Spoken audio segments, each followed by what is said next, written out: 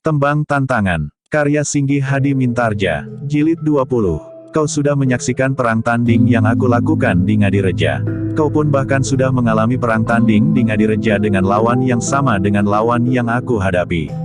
Ya, sebenarnya kau sudah dapat membuat pertandingan serta perhitungan, apakah kau akan memaksakan perang tanding itu atau tidak. Jika kau memaksakan perang tanding itu, tanpa bermaksud untuk menyombongkan diri, aku ingin memberimu peringatan, bahwa kau harus membuat pertimbangan beberapa kali lagi. Aku sudah memikirkannya masak-masak. Jika aku tidak memasuki pertarungan melawanmu dalam perang tanding, maka sia-sialah semua usahakan selama ini untuk menuntaskan ilmuku. Tidak, kau tidak sia-sia meningkatkan ilmumu. Jika kau tidak meningkatkan ilmumu sampai tuntas, maka kau tentu sudah mati pada saat kau membenturkan aji pamungkasmu dengan ilmu puncak Kiai Surya Wisesa. Tetapi justru karena kau sudah menuntaskan ilmumu, maka kau tetap hidup dan aku pun berhasil membantumu, mengobati luka-luka di bagian dalam tubuhmu. Ki Sanggageni itu pun termangu-mangu sejenak. Namun kemudian ia pun berkata, Ki Margawasana, aku tidak boleh ragu-ragu. Aku datang untuk menantangmu. Apapun yang akan terjadi, biarlah terjadi. Apakah aku akan mati atau aku akan terluka parah, aku tidak peduli. Tetapi aku harus memegang janjiku. Janji seorang laki-laki yang telah diucapkan setahun yang lalu. Apakah ada gunanya lagi, Ki Sanggageni? Tentu, aku tidak boleh menjilat ludahku kembali.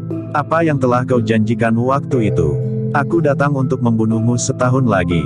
Jika kau tidak berhasil membunuhku, bukankah perang tanding itu pun akan sia-sia pula? Jika karena itu kau terluka parah, sementara aku tidak mati, bukankah artinya sama saja, bahwa kau tidak menepati janjimu? Sama dengan apa? Sama dengan jika kau tidak berbuat apa-apa. Maksudku, sama saja dengan apabila tidak ada perang tanding sama sekali. Ki Margawasana, aku bukan kau, dan kau bukan aku. Itulah sebabnya maka sikapku pun akan berbeda dengan sikapmu. Aku tahu, bagaimana kau mencoba untuk menghindari perang tanding melawan Kiai Surya Wisesa. Aku tahu pula bahwa bukan karena kau takut menghadapinya, tetapi kau memang mencoba untuk tidak terjadi kekerasan. Tetapi aku akan bersikap lain. Jika aku mempunyai keyakinan atas kemampuanku seperti kau Ki Margawasana, aku tidak akan pernah mencoba membatalkan semua tantangan. Aku akan menjadi seperti Kiai Surya Wisesa untuk menyatakan kepada semua orang, bahwa aku adalah orang terbaik dalam olah kanuragan. Jika kau tahu perasaanku, kenapa kau masih juga memaksakan kehendakmu untuk bertarung? Pertanyaan serupa dapat pula aku berikan kepadamu. Kenapa pula kau menolak tantanganku? Karena seharusnya kau tahu bahwa aku memang menghendakinya. Ki Margawasana menarik nafas panjang. Katanya, baiklah jika kau memang memaksaku. Tetapi kita masih mempunyai waktu. Kau dapat merenungkannya nanti malam dan esok sehari semalam lagi. Baru sesudah kau mengambil keputusan bulat, aku akan melayanimu, apapun keputusanmu. Kau tidak perlu mencoba mempengaruhi aku lagi. Keputusanku sudah bulat, bahkan aku akan tetap berperang tanding. Apakah kau melawan atau tidak melawan? Jika karena itu kau akan mati, itu karena salahmu sendiri. Baiklah Ki Sanggageni, aku adalah manusia biasa seperti kau, seperti murid-muridku dan murid-muridmu. Karena itu, maka aku tidak akan dapat berlaku sebagai sosok malaikat yang putih bersih. Jika kau tetap akan membunuhku, maka sudah sewajarnya jika aku harus membela diri. Aku tentu akan memilih membunuhmu daripada kau membunuhku. Jantung Ki Sanggageni itu pun tergetar. Ki Margawasana tidak pernah berkata sekeras itu.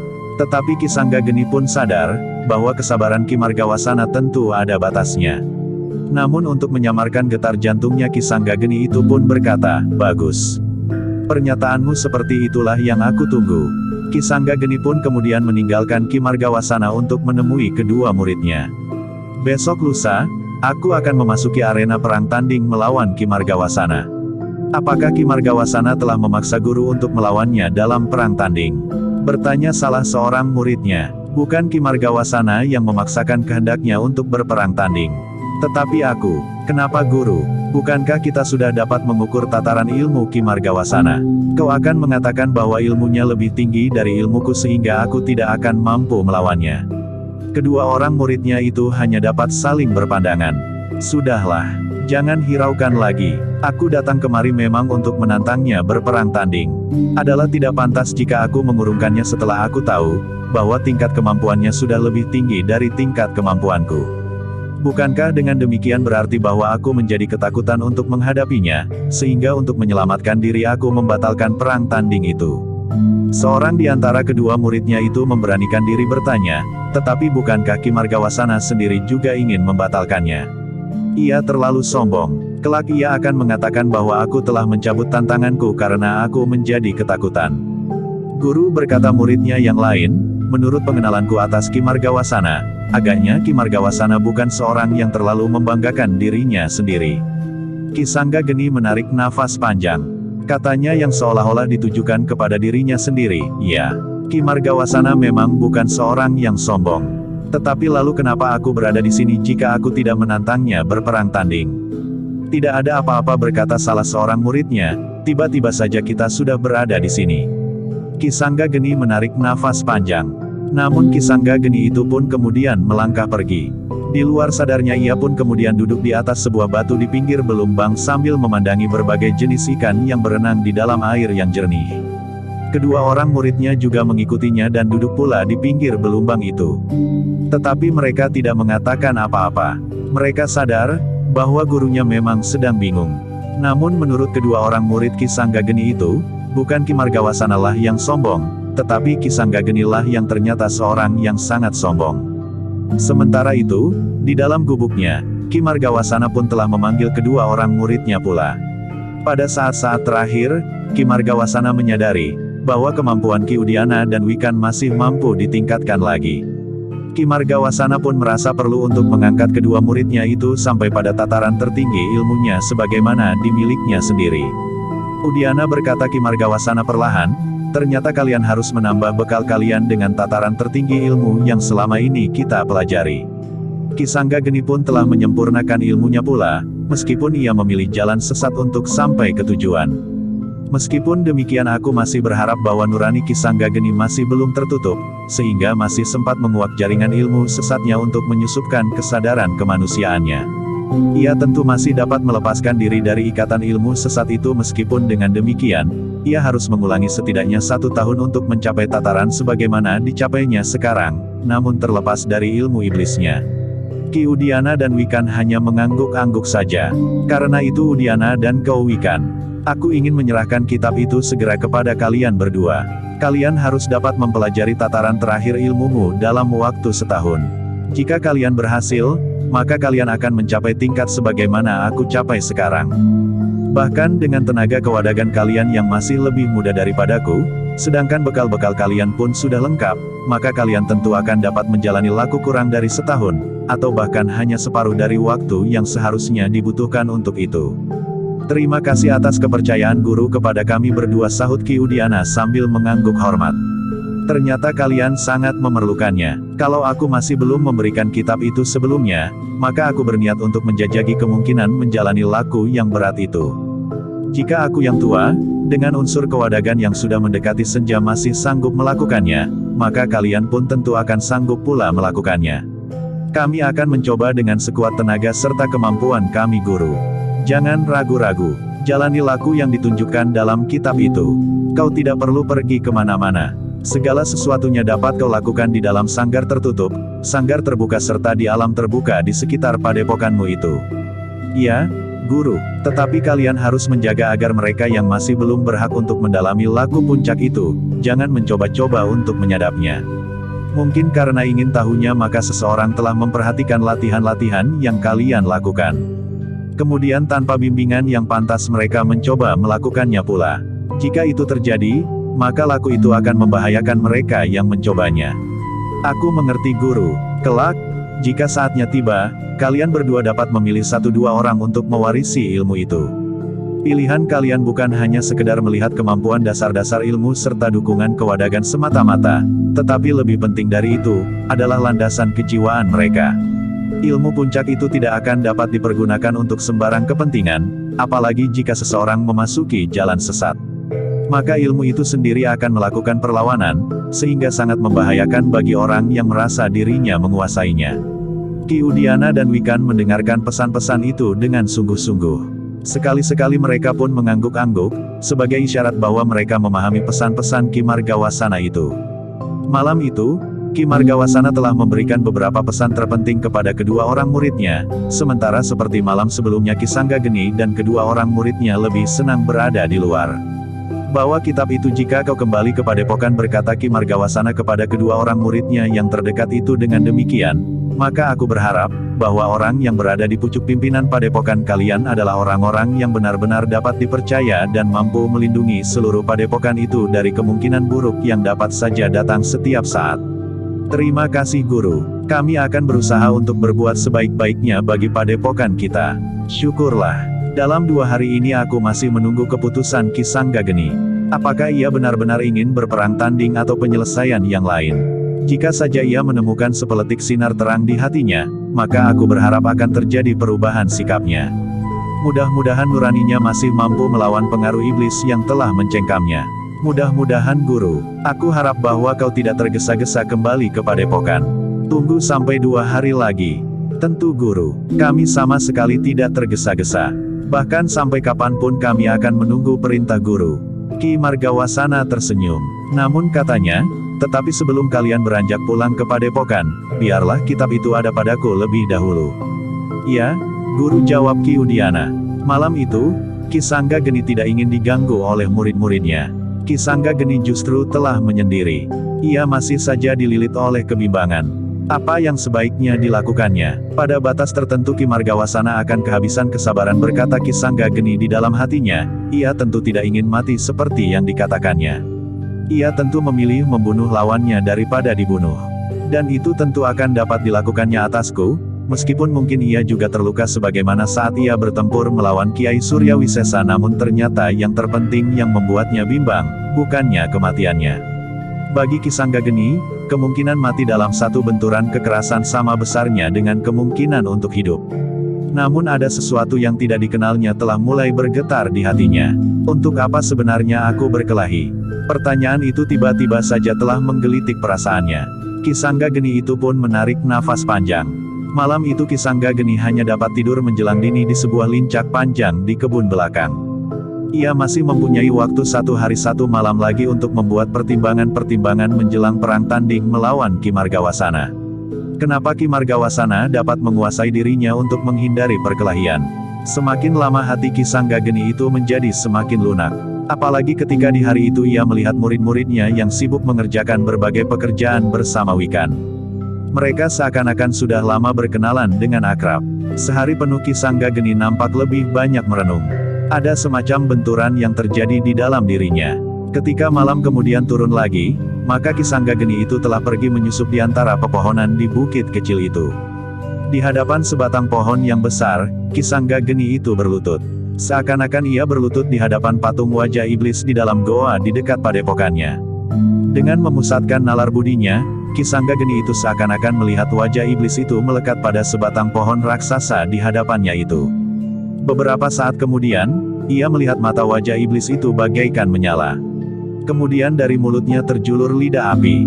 Dalam pemusatan nalar budi itu, pohon raksasa yang ada di hadapannya itu bagaikan terguncang. Wajah yang melekat di pohon itu seakan-akan telah memancarkan api. Telinga Ki Sanggageni itu pun kemudian mendengar suara dengan nada geram melingkar-lingkar di sekitarnya. Kau mulai menjadi pengecut, Sanggageni. Tidak iblis yang mulia, aku memang bimbang. Tetapi bukan karena aku menjadi pengecut. Tetapi aku menjadi terlalu bodoh sehingga aku tidak tahu lagi, untuk apa aku berkelahi esok pagi. Jika aku datang untuk membalas kekalahanku setahun yang lalu, maka niat itu pun akan sia-sia, karena sekarang aku tentu akan kalah lagi dan bahkan mungkin aku akan mati, iblis yang mulia. Dengan demikian, maka bukankah perang tanding yang sudah aku tunggu setahun itu tidak akan berarti apa-apa? Bahkan segala-galanya akan sia-sia. Tidak, kau tidak akan pernah kalah melawan siapapun. Iblis yang mulia juga pernah berkata begitu. Tetapi menghadapi Kiai Suryawisesa aku juga kalah. Bahkan aku hampir mati. Jika saat itu aku tidak diselamatkan oleh Ki Margawasana, maka aku tentu sudah mati. Lalu apa artinya ilmu yang telah iblis yang mulia berikan kepadaku? Apalagi jika besok aku harus bertempur melawan Ki Margawasana. Tidak, kau harus bertempur melawannya. Kau harus membunuhnya. Kau sudah menunggu setahun untuk melakukannya. Kau tidak boleh melangkah surut. Tetapi aku tidak dapat mengingkari kenyataan iblis yang mulia. Aku telah dikalahkan oleh Kiai Surya Wisesa. Tidak, jika kau mendapat kesempatan lagi, maka kau akan dapat mengalahkannya. Tidak akan ada kesempatan lagi. Surya Wisesa sudah mati. Yang ada tinggal Ki Margawasana. Bunuh Margawasana. Untuk apa sebenarnya aku membunuhnya, iblis yang mulia? Bahkan mungkin justru akulah yang terbunuh. Bahkan seandainya aku dapat membunuhnya, apakah kentunganku? Bukankah kau berniat membalas kekalahanmu setahun yang lalu? Setahun itu sudah terlalu lama. Tidak, kau tidak boleh lemah. Kau harus dapat membunuhnya. Bukankah aku sudah memberimu kekuatan yang tidak terlawan? Ketika aku bertempur melawan Kiai Surya Wisesa, kekuatan puncak itu pun sudah aku kuasai. Tetapi aku tetap saja kalah dan akan mati. Cukup, kau tidak boleh merajuk. Kau harus bangkit. Esok kau akan bertempur melawan Ki Margawasana. Namun tiba-tiba terdengar suara angin prahara yang gemerasak menerjang dedaunan. Pohon-pohon pun segera terguncang. Ranting-ranting berpatahan. Semula Ki Sanggageni menyangka bahwa kekuatan iblis yang mulia itulah yang telah membuat bukit itu seakan-akan diguncang gempa. Namun sejenak kemudian, ia justru melihat wajah iblis itu bagaikan menjadi ketakutan.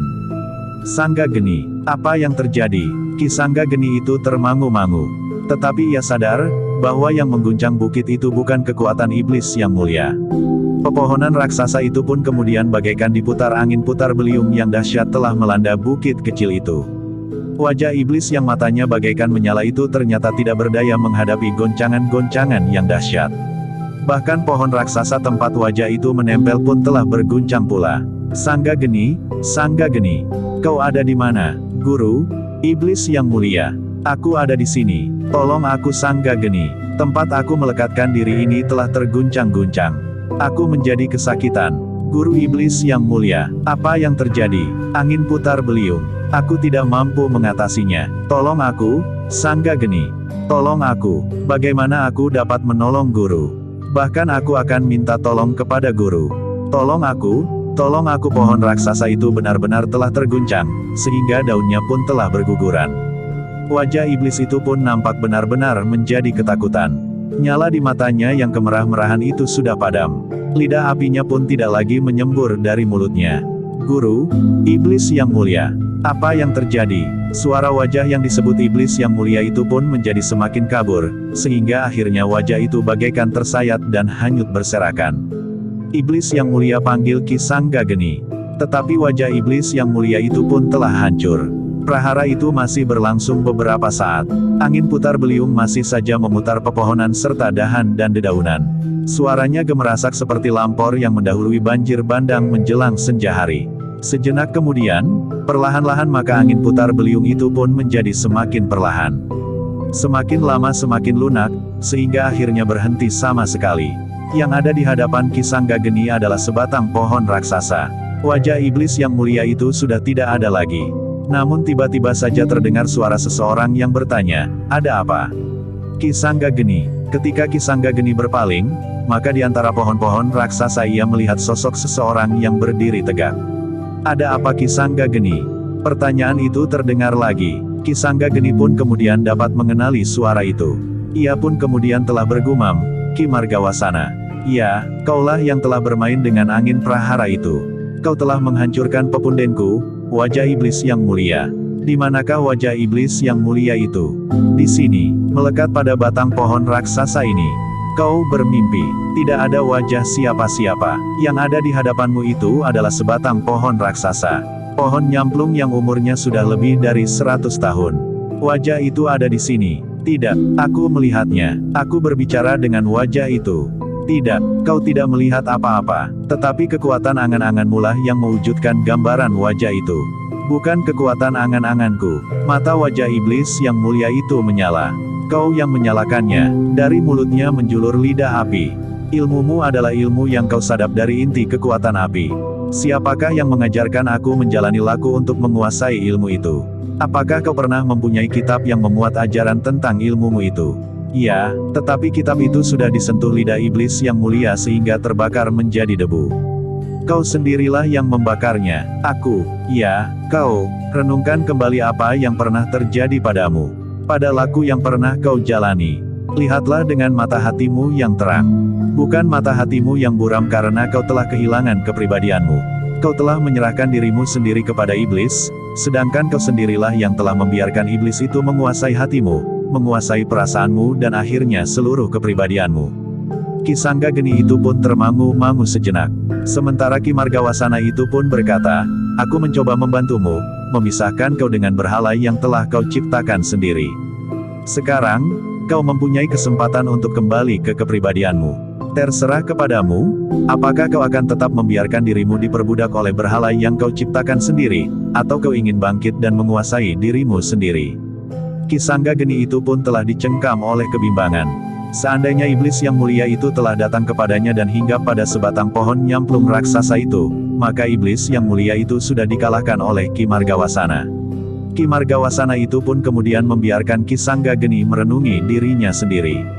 Ditinggalkannya Ki Sanggageni yang dicengkam oleh kebimbangan itu. Malam itu, Ki Sanggageni sama sekali tidak dapat tidur sekejap pun.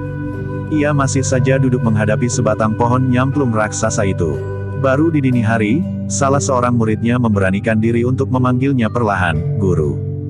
Guru." Ki Sanggageni menarik nafas dalam-dalam. Aku menjadi semakin bingung. Siapakah aku dan apa yang harus aku lakukan? Apakah sebaiknya guru kembali ke padepokan? Besok adalah hari yang sudah ditentukan untuk melakukan perang tanding. Tetapi aku sekarang tidak tahu lagi, apakah gunanya perang tanding itu. Jika guru mau mendengarkan pendapat kami, sebaiknya guru membatalkan perang tanding itu sebagaimana diusulkan oleh Ki Margawasana. Perang tanding itu sendiri sama sekali tidak menguntungkan guru. Kita semuanya tahu, tataran ilmu Ki Margawasana. Bukan maksudku untuk mendorong agar guru menjadi ketakutan. Kami tahu, bahwa guru tidak akan gentar menghadapi kematian sekalipun. Tetapi jika kemungkinan buruk itu dapat disingkirkan tanpa mengorbankan harga diri, apakah salahnya? Ki Sanggageni sama sekali tidak menjawab. Tetapi ia benar-benar menelusuri perjalanannya sejak ia merasa dirinya tidak terkalahkan oleh siapapun juga, setelah ia menuntaskan ilmunya di hadapan iblis yang mulia. Ia telah membunuh beberapa orang yang tidak mau tunduk kepadanya. Bahkan ia telah membunuh orang yang menyebut dirinya Kiai Pentok. Namun ketika ia sampai di pesisir utara dan menemui saudara seperguruannya yang ingin dikalahkannya, maka ia telah menemukan keadaan saudara tua seperguruannya yang sudah berubah. Kakak seperguruannya yang ingin dikalahkannya itu sudah menjadi cacat. Tetapi kakak seperguruannya itu justru merasa bahagia dengan cacatnya. Karena setelah ia menjadi cacat, maka ia tidak lagi menjadi manusia segarang serigala lapar. Kini, setelah ia harus mengakui bahwa ia bukan orang yang tidak terkalahkan, setelah ia hampir mati dibunuh Kiai Surya Wisesa, guru Kiai Pentok. Jika saja Ki Margawasana tidak ikut campur, maka ia tentu sudah terkapar mati di arena pertempuran di Ngadireja. Tetapi Ki Margawasana itu telah menyelamatkannya. Sesuatu telah bergejolak di jantung Ki Sanggageni. Tiba-tiba saja Ki Sanggageni itu bangkit berdiri. Ketika ia menengadahkan wajahnya, maka ia melihat dari sela-sela dedaunan, bahkan langit sudah menjadi merah. Sebentar lagi fajar akan menyingsing.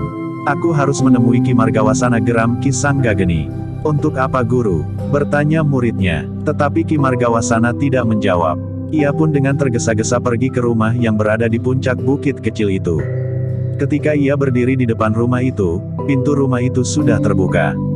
Ki Margawasana sudah menyapu halaman depan.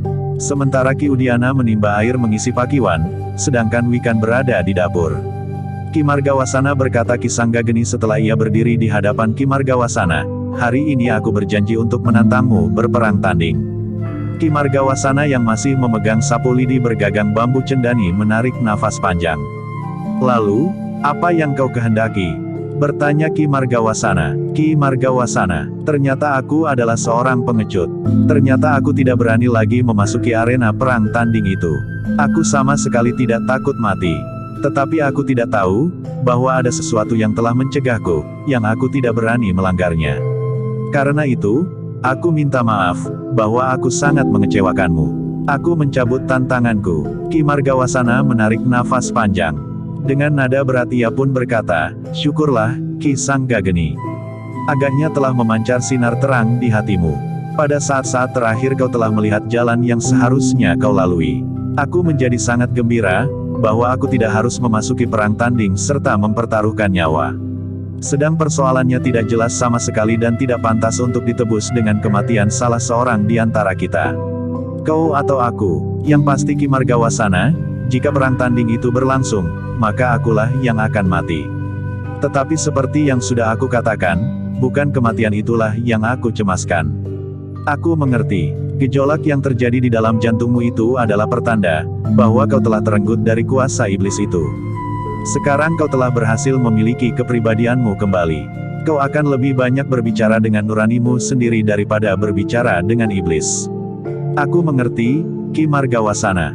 Karena itu, maka aku akan minta diri. Aku dan kedua orang muridku akan kembali ke padepokanku. Mudah-mudahan aku benar-benar telah berubah, sehingga wibawaku akan dapat merubah pula sifat dan watak dari isi padepokanku. Aku tahu, bahwa untuk melakukannya tentu akan terasa sangat sulit. Mungkin untuk beberapa lama aku harus berhadapan dengan beberapa orang muridku yang sulit untuk menerima perubahan ini. Tetapi aku harus dapat melakukannya. Sementara kedua orang muridku yang ikut aku ke bukit ini, agaknya justru telah mendahului aku. Aku berharap bahwa mereka akan sangat membantuku kelak. Aku mengagumimu, Ki Sanggageni. Kau ternyata tanggap akan perubahan yang memang seharusnya terjadi atas dirimu dan seluruh isi padepokanmu. Mudah-mudahan segala sesuatunya dapat berjalan dengan baik sesuai dengan niatmu yang baik pula. Tetapi kau tidak perlu tergesa-gesa meninggalkan bukit kecil ini. Kau dapat beristirahat di sini hingga kapan saja kau mau. Hari ini adalah hari yang pijakanku terasa sangat goyah. Sekarang aku melihat terang di jalanku. Tetapi jika tiba-tiba saja hatiku kembali dibalut awan yang gelap, maka aku masih akan dapat berubah selagi hari ini masih berada dalam batasan hari tantanganku. Jika hari ini telah lewat, maka segala sesuatunya akan dapat lebih terkendali. Ki Sanggageni, justru saat-saat seperti ini akan dapat menjadi ujian bagimu. Seberapa jauh kau dapat menguasai dirimu sendiri?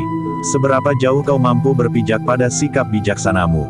Jika hari ini kau lulus, itu berarti bahwa pijakanmu telah menjadi kokoh.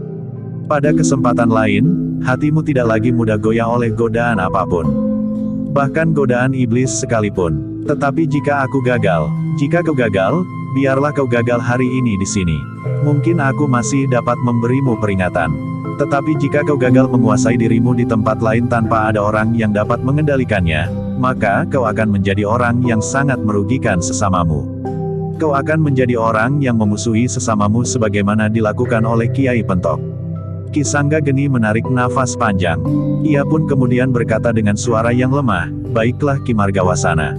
Aku akan mendengarkan kata-katamu. Meskipun umur kita tidak berselisih terlalu banyak, tetapi di hadapanmu aku tidak lebih dari anak-anak yang baru belajar berjalan dan berbicara.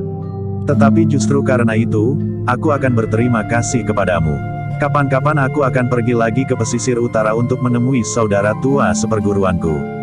Untuk apa? Aku akan menunjukkan kemenanganku. Jika kakak seperguruanku itu menghentikan kejahatannya setelah ia menjadi cacat dan tidak mampu lagi melakukannya, maka kemenanganku terletak pada kemampuanku untuk berhenti. Setidak-tidaknya pernah terpercik sinar terang di hatiku sehingga kau berniat untuk berhenti berbuat jahat dalam keadaanku yang utuh. Sementara kemampuanku masih berada di puncak meskipun aku tidak dapat menyamaimu. Belum tentu, Ki Sanggageni. Tanpa bantuan berhala yang kau ciptakan sendiri di angan-anganmu yang gelap dan kotor itu, kau justru akan dapat melihat lebih terang, sehingga dengan jernih kau akan dapat semakin meningkatkan ilmu yang sudah kau kuasai, yang sudah kau cuci dengan janjimu di dalam hati, disaksikan oleh Tuhan yang Maha Suci, bahwa kau akan berubah." Ki Sanggageni menarik nafas panjang. Akhirnya ia pun berkata, "Ki Margawasana, aku akan tinggal di sini untuk beberapa hari lagi sebelum aku kembali ke Gunung Sumbing." Demikianlah, maka Ki Sanggageni itu pun telah memberitahukan kepada kedua orang muridnya, bahwa ia masih akan berada di bukit kecil itu beberapa hari lagi. Kepada kedua orang muridnya itu Ki Sanggageni telah membuka hatinya selebar-lebarnya. Ia telah memberikan pengakuan tentang gejolak yang terjadi di dalam dirinya, Lapun telah mengaku, bahwa iblis yang mulia yang selama ini dianggap sebagai sumber ilmunya, ternyata telah dihancurkan oleh Ki Margawasana. Sehingga dengan demikian, Ki Sanggageni justru telah berpijak kepada kepribadiannya sendiri. "Aku tahu, bahwa kalian justru telah berjalan di depanku. Kalian telah melihat terang itu lebih dahulu dari aku, karena rasa-rasanya aku telah terikat kepada berhala yang aku ciptakan sendiri di dalam angan-anganku." Kedua orang muridnya itu hanya mengangguk-angguk saja. Mereka tidak berani memberikan tanggapan atas sikap gurunya itu, karena mereka belum yakin, apakah sebenarnya yang telah mendorong gurunya itu mengatakan perubahan sikapnya kepada mereka? Apakah gurunya benar-benar berubah, atau sekedar menjajaki perasaan kedua orang muridnya itu? Meskipun kedua orang muridnya itu menduga bahwa apa yang dikatakan oleh gurunya itu muncul dari sikapnya yang tulus, tetapi kedua orang yang mengenali sikap dan watak Ki Sanggageni sebelumnya, mereka masih saja dicengkam oleh keraguan. Tetapi sebenarnya lah, bahwa apa yang dikatakan oleh Ki Sanggageni itu bukan sekedar dibuat-buat. Kedua orang murid Ki Sanggageni itu benar-benar telah melihat perubahan, meskipun masih samar di dalam diri gurunya. Seperti yang dikatakan sendiri oleh Ki Sanggageni, bahwa jika ia berhasil melampaui hari yang mendebarkan itu, maka ia tentu benar-benar sudah berubah. Karena itu, pada hari kedua ia berada di bukit kecil setelah hari yang menegangkan itu, keadaan Ki Sanggageni sudah berbeda. Kau lihat guru tersenyum dengan tulus. Bertanya seorang muridnya kepada saudara seperguruannya. Ya, biasanya wajah guru tidak secerah hari ini. Jika sekali-sekali guru tertawa terbahak-bahak, justru nada tertawanya adalah nada yang pahit. Mudah-mudahan guru benar-benar melihat kenyataan yang telah terjadi di Ngadireja dan kenyataan-kenyataan berikutnya. Meskipun dengan penuh harapan bahwa akan terjadi perubahan pada gurunya, namun keduanya sama sekali tidak berani menyebutnya di hadapan gurunya. Sebenarnya lah bahwa telah terjadi perubahan di dalam diri Ki Sanggageni. Demikian ia menanggalkan kiblatnya kepada kuasa kegelapan, maka ia pun segera memasuki suasana yang baru. Rasa-rasanya hari menjadi semakin cerah. Sinar matahari menjadi semakin terang, sementara kicau burung yang sebelumnya terdengar bagaikan umpatan-umpatan kasar, sejak hari itu, siulan burung di cabang-cabang pepohonan terdengar bagaikan dendang yang lembut. Tiba-tiba saja dunia pun telah berubah, berkata Ki Sanggageni di dalam hatinya. Demikianlah, maka Ki Sanggageni itu pun telah menjadi kerasan tinggal di atas bukit. Ia merasakan betapa tenang dan tenteramnya kehidupan di atas bukit kecil itu. Bahkan Ki Sanggageni hampir melupakan bahwa bukit itu bukan miliknya. Tetapi Ki Sanggageni dan kedua orang muridnya itu masih saja tidak mau tidur di dalam rumah Ki Margawasana yang memang tidak terlalu besar itu. Bertiga mereka tidur bertebaran di mana saja mereka menjatuhkan diri pada saat mereka sudah mengantuk di malam hari. Namun, demikian mereka berbaring, maka mereka pun segera tertidur pula. Rasa-rasanya hidup mereka sudah tidak lagi dibelit oleh persoalan-persoalan duniawi yang membuat mereka menjadi garang. Meskipun demikian, akhirnya Ki Sanggageni itu pun menyatakan keinginannya untuk pulang ke Gunung Sumbing. Aku akan membuat padepokanku seperti lingkungan di bukit kecil ini. Di Gunung Sumbing aku juga mempunyai lingkungan yang tentu dapat aku buat senyaman lingkungan ini. Ada perbukitan yang penuh dengan pepohonan. Air pun tidak terlalu sulit untuk mengisi belumbang-belumbang yang akan aku buat. Pertamanan di antara pohon-pohon raksasa, tentu Ki Sanggageni, sahut Ki Margawasana, lingkungan seperti ini dapat dibuat di mana saja. Lingkungan Ki Sanggageni kelak akan dapat mencerminkan nafas kehidupan jiwani Ki Sanggageni serta para muridnya. Doakan saja Ki Margawasana, semoga aku tidak akan terjerumus kembali ke dalam duniaku. Ki Sanggageni akan dapat menjaga diri. Maksudku, bukan sekedar unsur kewadagan, tetapi juga unsur kejiwaan. Seandainya orang-orang yang masih berpegang pada ilmu Sanggageni jangan kehilangan lagi kepribadian Ki Sanggageni yang sudah kau ketemukan itu. Aku mengerti maksudmu, Ki Margawasana. Orang-orang yang setahun yang lalu datang bersamaku ke padepokanmu, yang masih mendapat kesempatan hidup, tidak akan pernah melupakannya. Memang mungkin sekali mereka datang kepadaku, termasuk alap-alap perak. Tetapi doakan saja, agar aku tetap tegar memegang sikapku seperti yang sekarang ini. Aku percaya kepadamu, Ki Sanggageni. Demikianlah, maka akhirnya Ki Sanggageni pun telah meninggalkan bukit kecil yang tenang dan tentram itu bersama kedua muridnya. Di sepanjang jalan Ki Sanggageni pun selalu membicarakan tentang sikapnya bersama kedua orang muridnya. Apakah kau kecewa terhadap sikapmu itu?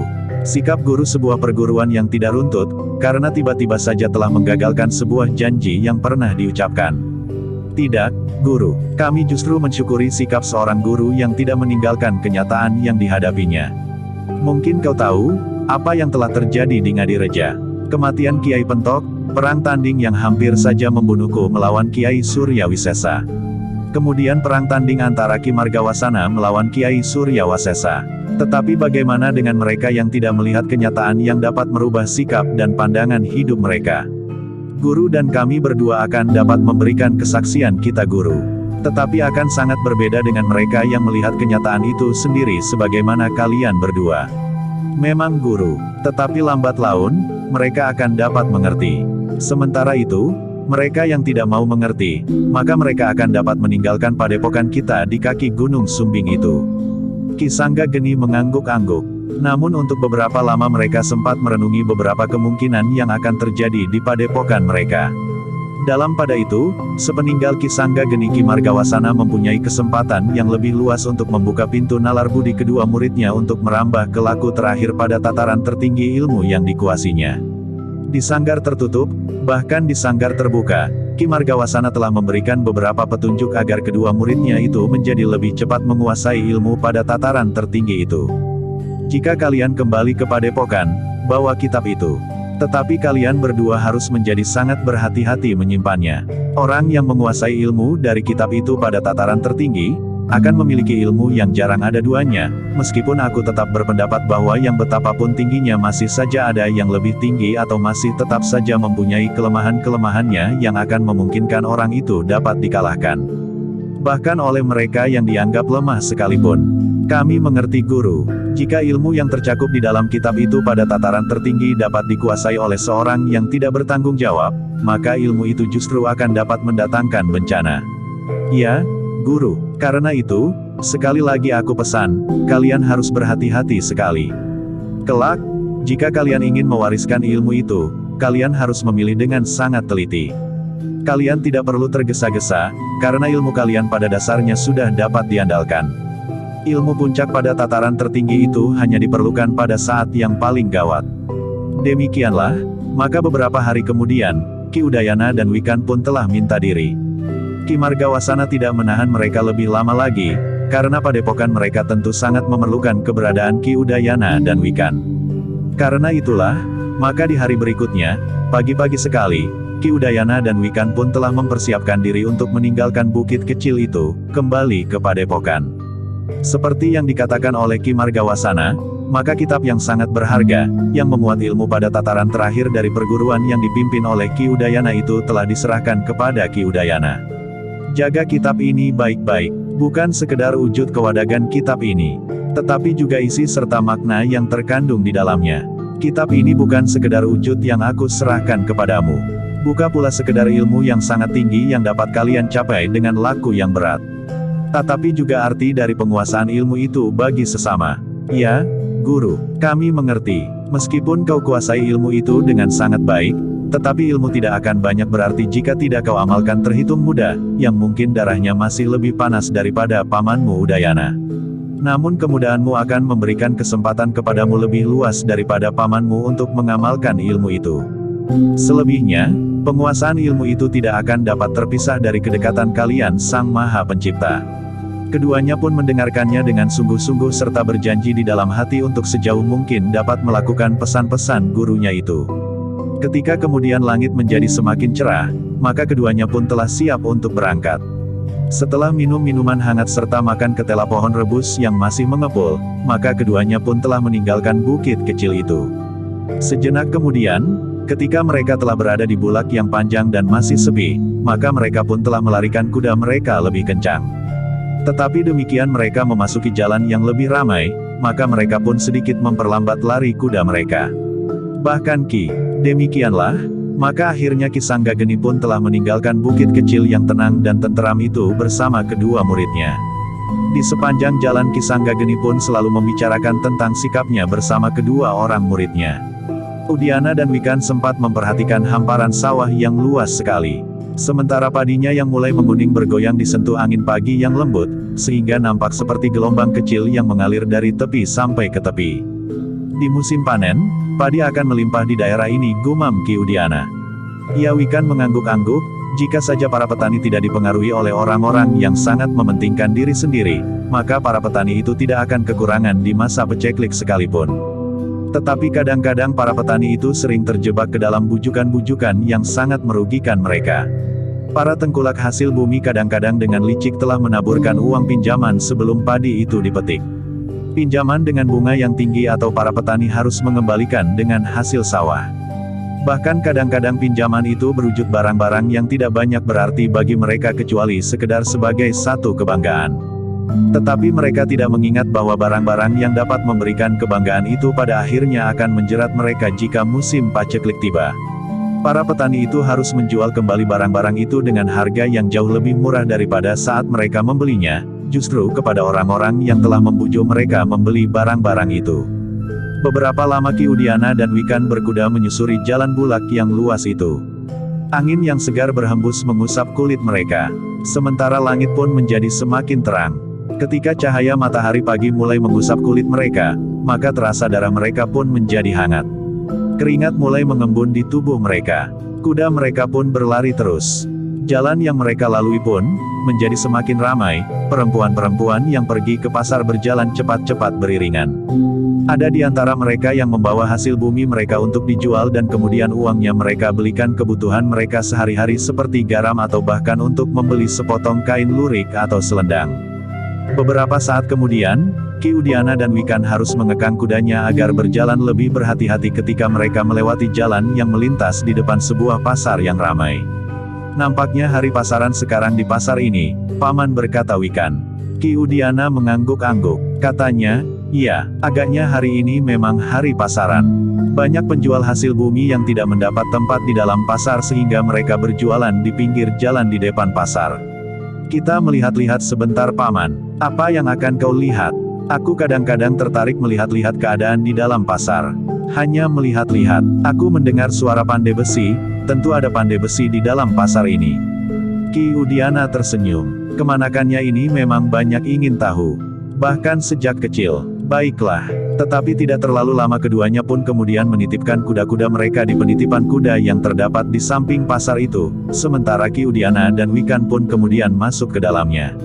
Wikan yang berjalan di depan langsung menuju ke tempat pandai besi yang membuka tempat kerjanya di sudut pasar itu. Di pasar itu terdapat 3 tempat bengkel pandai besi yang sedang sibuk melayani beberapa orang pemesannya. Mereka membuat alat-alat pertanian, seperti cangkul, parang, dan bahkan kejen bajak dan lain-lain. Semuanya sedang sibuk, berkata Wikan. Iya, mereka sedang sibuk. Apa kau mempunyai keperluan dengan mereka? Tidak, Paman. Aku hanya ingin melihat-lihat saja. Aku ingin membuat perbandingan dengan kerja para cantrik di padepokan kita. Orang-orang itu mempunyai pengalaman yang luas, Wikan. Yang pernah mereka kerjakan pun lebih banyak macamnya. Para cantrik di padepokan hanya melayani kebutuhan padepokan kita sendiri, sementara pandai besi itu melayani berbagai macam kebutuhan. Mereka juga membuat senjata, Paman. Lihat seorang pandai besi muda itu agaknya sedang membuat pedang. Ternyata orang itu terhitung cermat, Paman. Ia tidak bekerja sebagaimana pandai besi kebanyakan. Ya, agaknya pedang yang dihasilkan termasuk pedang yang baik. Wikan pun kemudian bergeser agak mendekat. Ia pun kemudian berjongkok di samping beberapa orang lain yang juga sedang memperhatikan pandai besi muda itu membuat pedang. Tidak sekedar dibuat seperti membuat parang pembelah kayu bakar, berkata Ki Udiana. Iya, pedang itu tentu pedang pesanan. Wikan mengangguk-angguk ketika ia melihat besi yang sudah di tempat memanjang itu seakan-akan telah dilipat kembali. Kemudian ditempat kembali, sehingga besi bajanya menjadi semakin padat. Wikan berkata Ki Udiana, pandai besi di sebelah juga ada yang membuat pedang seperti pedang yang dibuat oleh pandai besi yang muda itu. Bahkan di sebelahnya terdapat pedang contoh yang harus ditiru wujudnya, sehingga pedang yang dihasilkan nanti wujudnya akan sama. Wikan pun kemudian bergeser ke pandai besi di sebelah. Di antara mereka ada juga yang sedang membuat pedang. Seperti pedang yang dibuat oleh pandai besi muda itu. Pedang itu terhitung pedang yang besar dan panjang, Paman. Apalagi tempaannya keras sekali, sehingga pedang itu tentu akan menjadi pedang yang berat. Iya, pedang yang berat, Ki Udiana mengangguk-angguk. Adalah di luar sadarnya, ketika Wikan kemudian bergeser mendekati pandai besi yang sedang membuat pedang itu. Seakan-akan tanpa disengaja mulutnya bertanya, apakah pedang ini pedang pesanan, Kisanak? Pandai besi itu berpaling. Sambil mengangguk ia pun menjawab, ya, pedang ini adalah pesanan. Pedang yang di sebelah itu contohnya.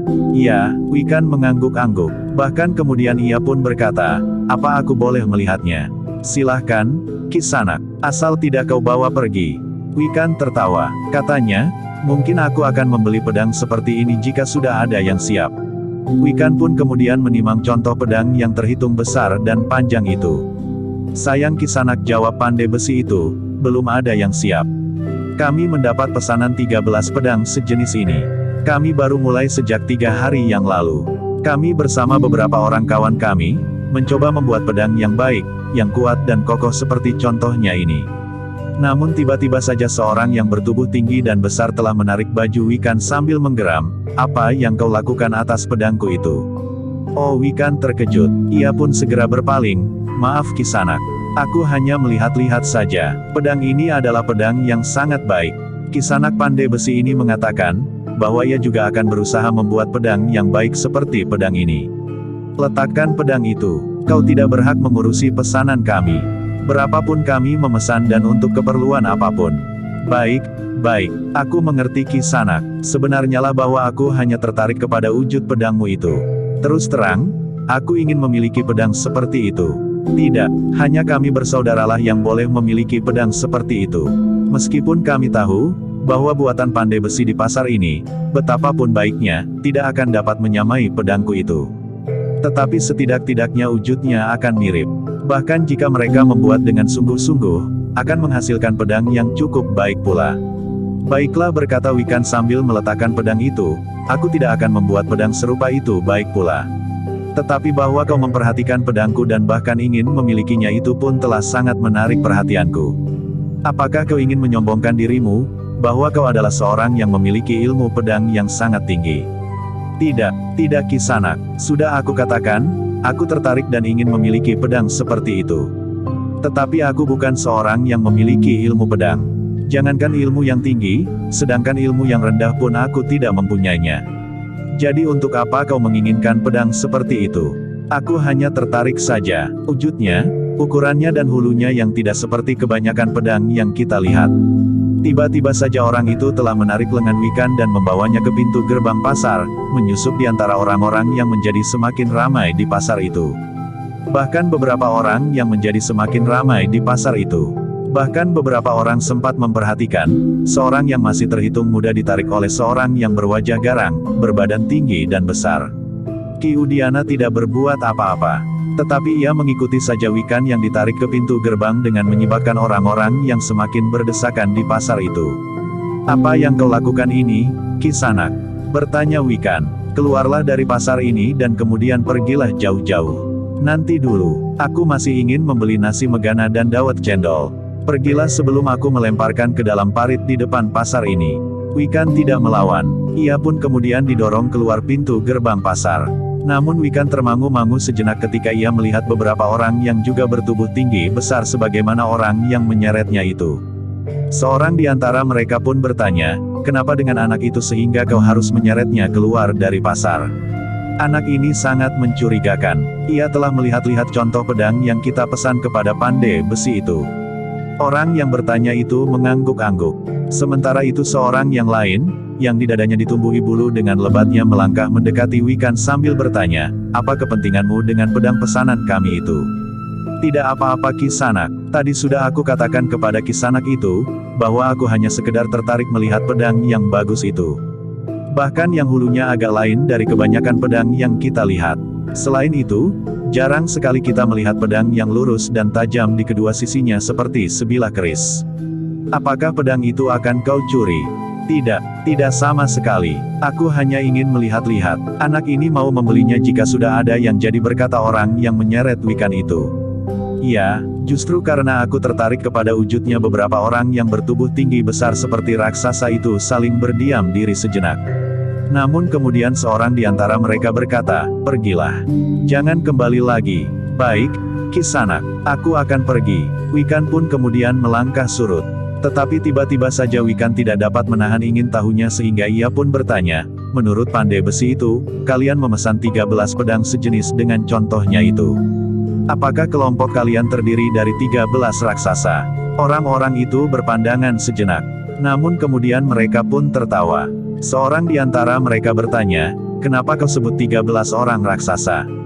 Bukankah wujud kalian lebih tinggi dan lebih besar dari ukuran rata-rata, seperti aku, dan orang-orang yang ada di pasar itu?" Orang itu masih saja tertawa. Sambil tertawa ia pun menjawab, "Ya, Kami adalah kelompok raksasa yang berjumlah 14 orang. Kami memesan 13 pedang sementara itu kami sudah mempunyai sebilah yang kami jadikan contoh itu. Wikan mengangguk-angguk, tetapi ia masih bertanya, kalian itu siapa yang apakah nama serta kegiatan kelompok kalian? Kenapa kau bertanya-tanya? Tidak, aku hanya ingin tahu. Kelompok kalian tentu sangat menarik perhatian, 14 orang raksasa yang berkumpul dalam satu kelompok. Apakah kalian tinggal di satu padukuhan atau satu kademangan? Pergilah, geram seorang di antara mereka. Wikan itu pun melangkah surut sambil menyahut dengan serta-merta, baik. Aku akan pergi. Wikan pun kemudian meninggalkan sekelompok orang yang bertubuh raksasa itu. Tetapi yang berdiri di depan pasar itu jumlahnya tidak lebih dari 6 orang. Tentu masih ada kelompok yang lain, sehingga jumlah mereka menjadi 14. Tetapi mungkin yang lain hari itu tidak berada di pasar ini. Ki Udiana pun kemudian mendapatkan Wikan yang sedang mencarinya. Ketika Ki Udiana menggamit lengannya, Wikan memang terkejut, sehingga dengan serta-merta ia pun berpaling. Paman, desis Wikan sambil tersenyum. Aku mengikutimu. Aku juga mendengarkan pembicaraanmu dengan raksasa-raksasa itu. Ya, Paman, nampaknya mereka bukan raksasa yang garang. Ya, agaknya mereka raksasa yang bersolah tingkah wajar-wajar saja. Tetapi bahwa mereka memesan 13 pedang tentu ada maksudnya. Agaknya mereka hanya ingin menyamakan diri yang satu dengan yang lain. Paman lihat, pakaian mereka juga hampir sama. Cara mereka mengenakan ikat kepala serta kelengkapan pakaian mereka yang lain. Agaknya mereka ingin mengenakan pakaian seragam di antara mereka sebagai prajurit. Bahkan pedang mereka pun harus sama pula. Ki Udiana mengangguk-angguk. Sementara itu, tiba-tiba saja seorang anak muda datang mendekati Wikan dan Ki Udiana. Anak muda itu pun kemudian berdesis, kalian berbicara dengan raksasa-raksasa itu. Ya, aku hanya ingin tahu, siapakah mereka? Mereka sekelompok raksasa yang tinggal di sebuah padepokan. Mereka berguru kepada seorang raksasa pula. Di perguruan itu tidak ada murid yang lain selain 14 raksasa itu. Dari mana kau tahu? Bertanya Wikan. Aku tinggal di padukuhan dekat padepokan mereka. Apakah mereka tidak menakut-nakuti rakyat padukuhanmu? Tidak, mereka adalah orang-orang baik. Nampaknya mereka memang kasar, tetapi mereka tidak apa-apa. Bahkan kadang-kadang mereka justru membantu orang-orang padukuhan. Syukurlah kalau mereka orang-orang baik. Wujudnya sangat menakutkan, tetapi mereka tidak apa-apa. Apakah nama perguruan mereka? Nama perguruannya adalah Gajah Tengara. Wikan tersenyum. Katanya, murid-murid perguruannya adalah orang-orang yang besarnya segajah. Tetapi akhir-akhir ini, perguruan itu sedang berperang. Berperang? Ya, ada perguruan jahat yang ingin memiliki padepokan perguruan Gajah Tengara itu, karena padepokan itu adalah padepokan yang mempunyai lahan pendukung yang luas dan subur. Sebuah perguruan jahat telah berusaha mengusir raksasa-raksasa itu dari padepokannya, sehingga raksasa-raksasa itu harus bertahan. Karena itu pula, maka raksasa-raksasa itu telah memesan pedang yang baik sebanyak jumlah raksasa yang ada di perguruan itu. Wikan pun mengangguk-angguk. Ketika perguruan yang jahat itu datang menyerang dengan jumlah yang jauh lebih banyak, raksasa-raksasa itu telah berjuang mempertahankan hak mereka, sehingga akhirnya perguruan jahat yang menyerangnya itu terusir dari padepokan Gajah Tengara. Meskipun tidak ada korban yang meninggal, tetapi beberapa orang di antara raksasa-raksasa itu telah terluka. Sementara itu orang-orang perguruan jahat itu telah meninggalkan beberapa orang korban. Jadi ada kemungkinan perguruan jahat itu datang lagi untuk membalas dendam. Nampaknya akan terjadi seperti itu. Bahkan raksasa-raksasa itu sekarang berkumpul di pasar ini untuk menjaga pesanan mereka, karena mereka mendengar berita yang belum tentu kebenarannya, bahwa lawan mereka itu akan datang mengambil pedang-pedang yang dipesan oleh raksasa-raksasa itu. Wikan mengangguk-angguk. Katanya, itulah sebabnya, maka aku telah diusir dari tempat pandai besi itu. Mungkin aku dikira salah seorang di antara mereka dari perguruan jahat itu. Mungkin sekali. Jika demikian, ada kemungkinan akan terjadi kerusuhan di pasar ini. Jika orang-orang dari perguruan jahat itu datang, maka akan timbul pertengkaran dan bahkan mungkin pertempuran. Sementara itu, raksasa-raksasa itu jumlahnya tidak lengkap. Jumlah mereka lengkap kisanak. Tetapi mereka berpencar. Mereka tidak berada di satu tempat. Namun mereka telah menghubungi petugas pasar yang menjaga ketertiban dan kebersihan pasar ini. Lalu apa yang dapat diperbuat oleh petugas pasar itu? Petugas pasar itu akan menutup pasar sebelum tengah hari. Apakah orang-orang perguruan jahat itu akan datang setelah lewat tengah hari? Kabarnya memang begitu. Dari mana kau tahu persoalan raksasa-raksasa itu begitu terperinci? Anak muda itu tersenyum sambil berkata, aku adalah anak bekel di Mangunan. Sebuah padukuhan di dekat Padepokan Gajah Tengara. Hampir setiap hari aku bermain di padepokan itu. Wikan mengangguk-angguk. Namun kemudian ia pun berdesis hampir di luar sadarnya, jadi perguruan jahat itu akan datang setelah tengah hari. Ya, anak muda itu menyahut. Apakah mereka mengatakan begitu? Orang-orang Padepokan Gajah Tengara itulah yang mengatakannya. Seorang dari mereka mendengar ancaman itu langsung diucapkannya oleh beberapa orang dari perguruan jahat itu ketika mereka bertemu di pasar beberapa hari yang lalu. Orang-orang dari perguruan jahat itu berkata bahwa di hari pasaran ini, lewat tengah hari, mereka akan datang mengambil pedang yang dipesan di sini. Dipasang pada pandai-pandai besi yang membuka bengkelnya di pasar ini. Pedang-pedang itu baru saja dipesan sejak 3 hari yang lalu. Ya, tetapi orang-orang dari perguruan yang jahat itu selain datang untuk membalas dendam, mereka pun menginginkan bahan-bahan yang sedang dibuat pedang itu. Besi dan bajanya adalah besi dan baja yang khusus. Sehingga jika pedang-pedang itu jadi kelak, maka pedang-pedang itu adalah pedang-pedang pilihan. Wikan mengangguk-angguk. Katanya kepada anak muda itu, terima kasih. Sekarang kau sendiri akan berbuat apa? Apakah kau akan menunggu sampai lewat tengah hari? Aku akan berada di sini. Aku ingin melihat apa yang terjadi dengan para murid dari perguruan Gajah Tengara itu. Bahkan guru mereka pun tentu akan hadir di pasar ini. Wikan pun mengangguk-angguk. Namun tiba-tiba anak muda itu menjadi tegang. Dengan nada dalam ia pun bertanya, tetapi bukankah kalian bukan orang-orang dari perguruan yang jahat itu? Tidak, jangan cemas. Aku hanya orang lewat. Aku tidak tahu apa-apa. Anak muda itu mengangguk-angguk. Dengan melihat wujud Wikan dan Ki Udiana maka anak muda itu menjadi tidak curiga lagi. Keduanya nampaknya bukan orang jahat yang akan datang untuk membalas dendam itu. Sudahlah, berkata anak muda itu, sebaiknya kalian pergi saja. Nanti sebelum tengah hari, orang-orang yang ada di pasar ini pun akan diminta untuk meninggalkan pasar ini. Jika benar terjadi sesuatu, hendaknya tidak akan jatuh korban dari mereka yang tidak tahu menahu dan bersangkut paut dengan kedua perguruan yang sedang berselisih itu. Bukankah masih agak lama? Masih ada waktu untuk duduk-duduk sambil melihat-lihat keadaan pasar ini, mumpung para petugas masih belum mempersilahkan orang-orang di pasar ini untuk pergi. Anak muda itu termangu-mangu sejenak. Dengan kerut di dahi ia pun berkata, kalian berdua nampaknya tenang-tenang saja. Apakah kalian tidak menjadi gelisah dan cemas? Kenapa kalian tidak dengan tergesa-gesa menjauhi tempat ini? Kau lihat bahwa perempuan dan anak-anak pun masih berdesakan di dalam pasar. Bahkan masih ada yang duduk sambil minum dawet cendol dan makanan nasi megana. Bukankah aku akan dapat lari lebih cepat dari mereka? Terserahlah kepada kalian berdua. Aku sudah mencoba memeringatkanmu. Terima kasih atas perhatian Kisanak. Tetapi sebelum anak muda itu menjawab, 2 orang raksasa mendekati mereka. Kepada anak muda itu raksasa itu pun bertanya, kenapa kau masih berada di sini? Pergilah, aku sedang mengajak kedua orang ini pergi. Kenapa kalian juga belum pergi? Bertanya salah seorang raksasa itu. Aku akan pergi bersamaan dengan perempuan dan anak-anak yang ada di pasar itu. Bukankah masih ada waktu? Terserahlah kepada kalian, gumam raksasa itu. Namun kemudian kepada anak muda yang mengaku anak Ki Bekel itu. Raksasa itu pun berkata, sebaiknya kau pulang. Nanti ayahmu mencarimu. Jika terjadi sesuatu dengan kau di sini, maka kamilah yang akan dituduh mengajakmu sehingga ayahmu akan membebankan tanggung jawab itu kepada kami. Itu jika kami masih ada yang hidup.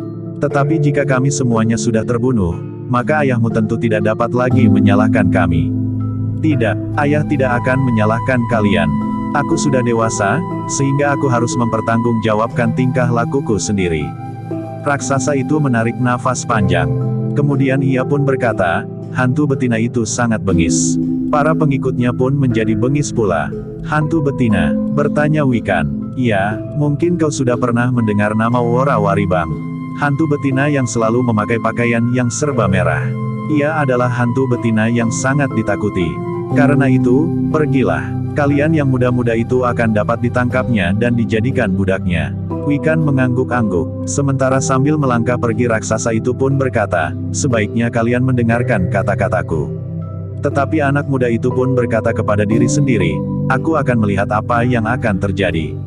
Kau kan membantu mereka, aku tidak dapat berbuat apa-apa.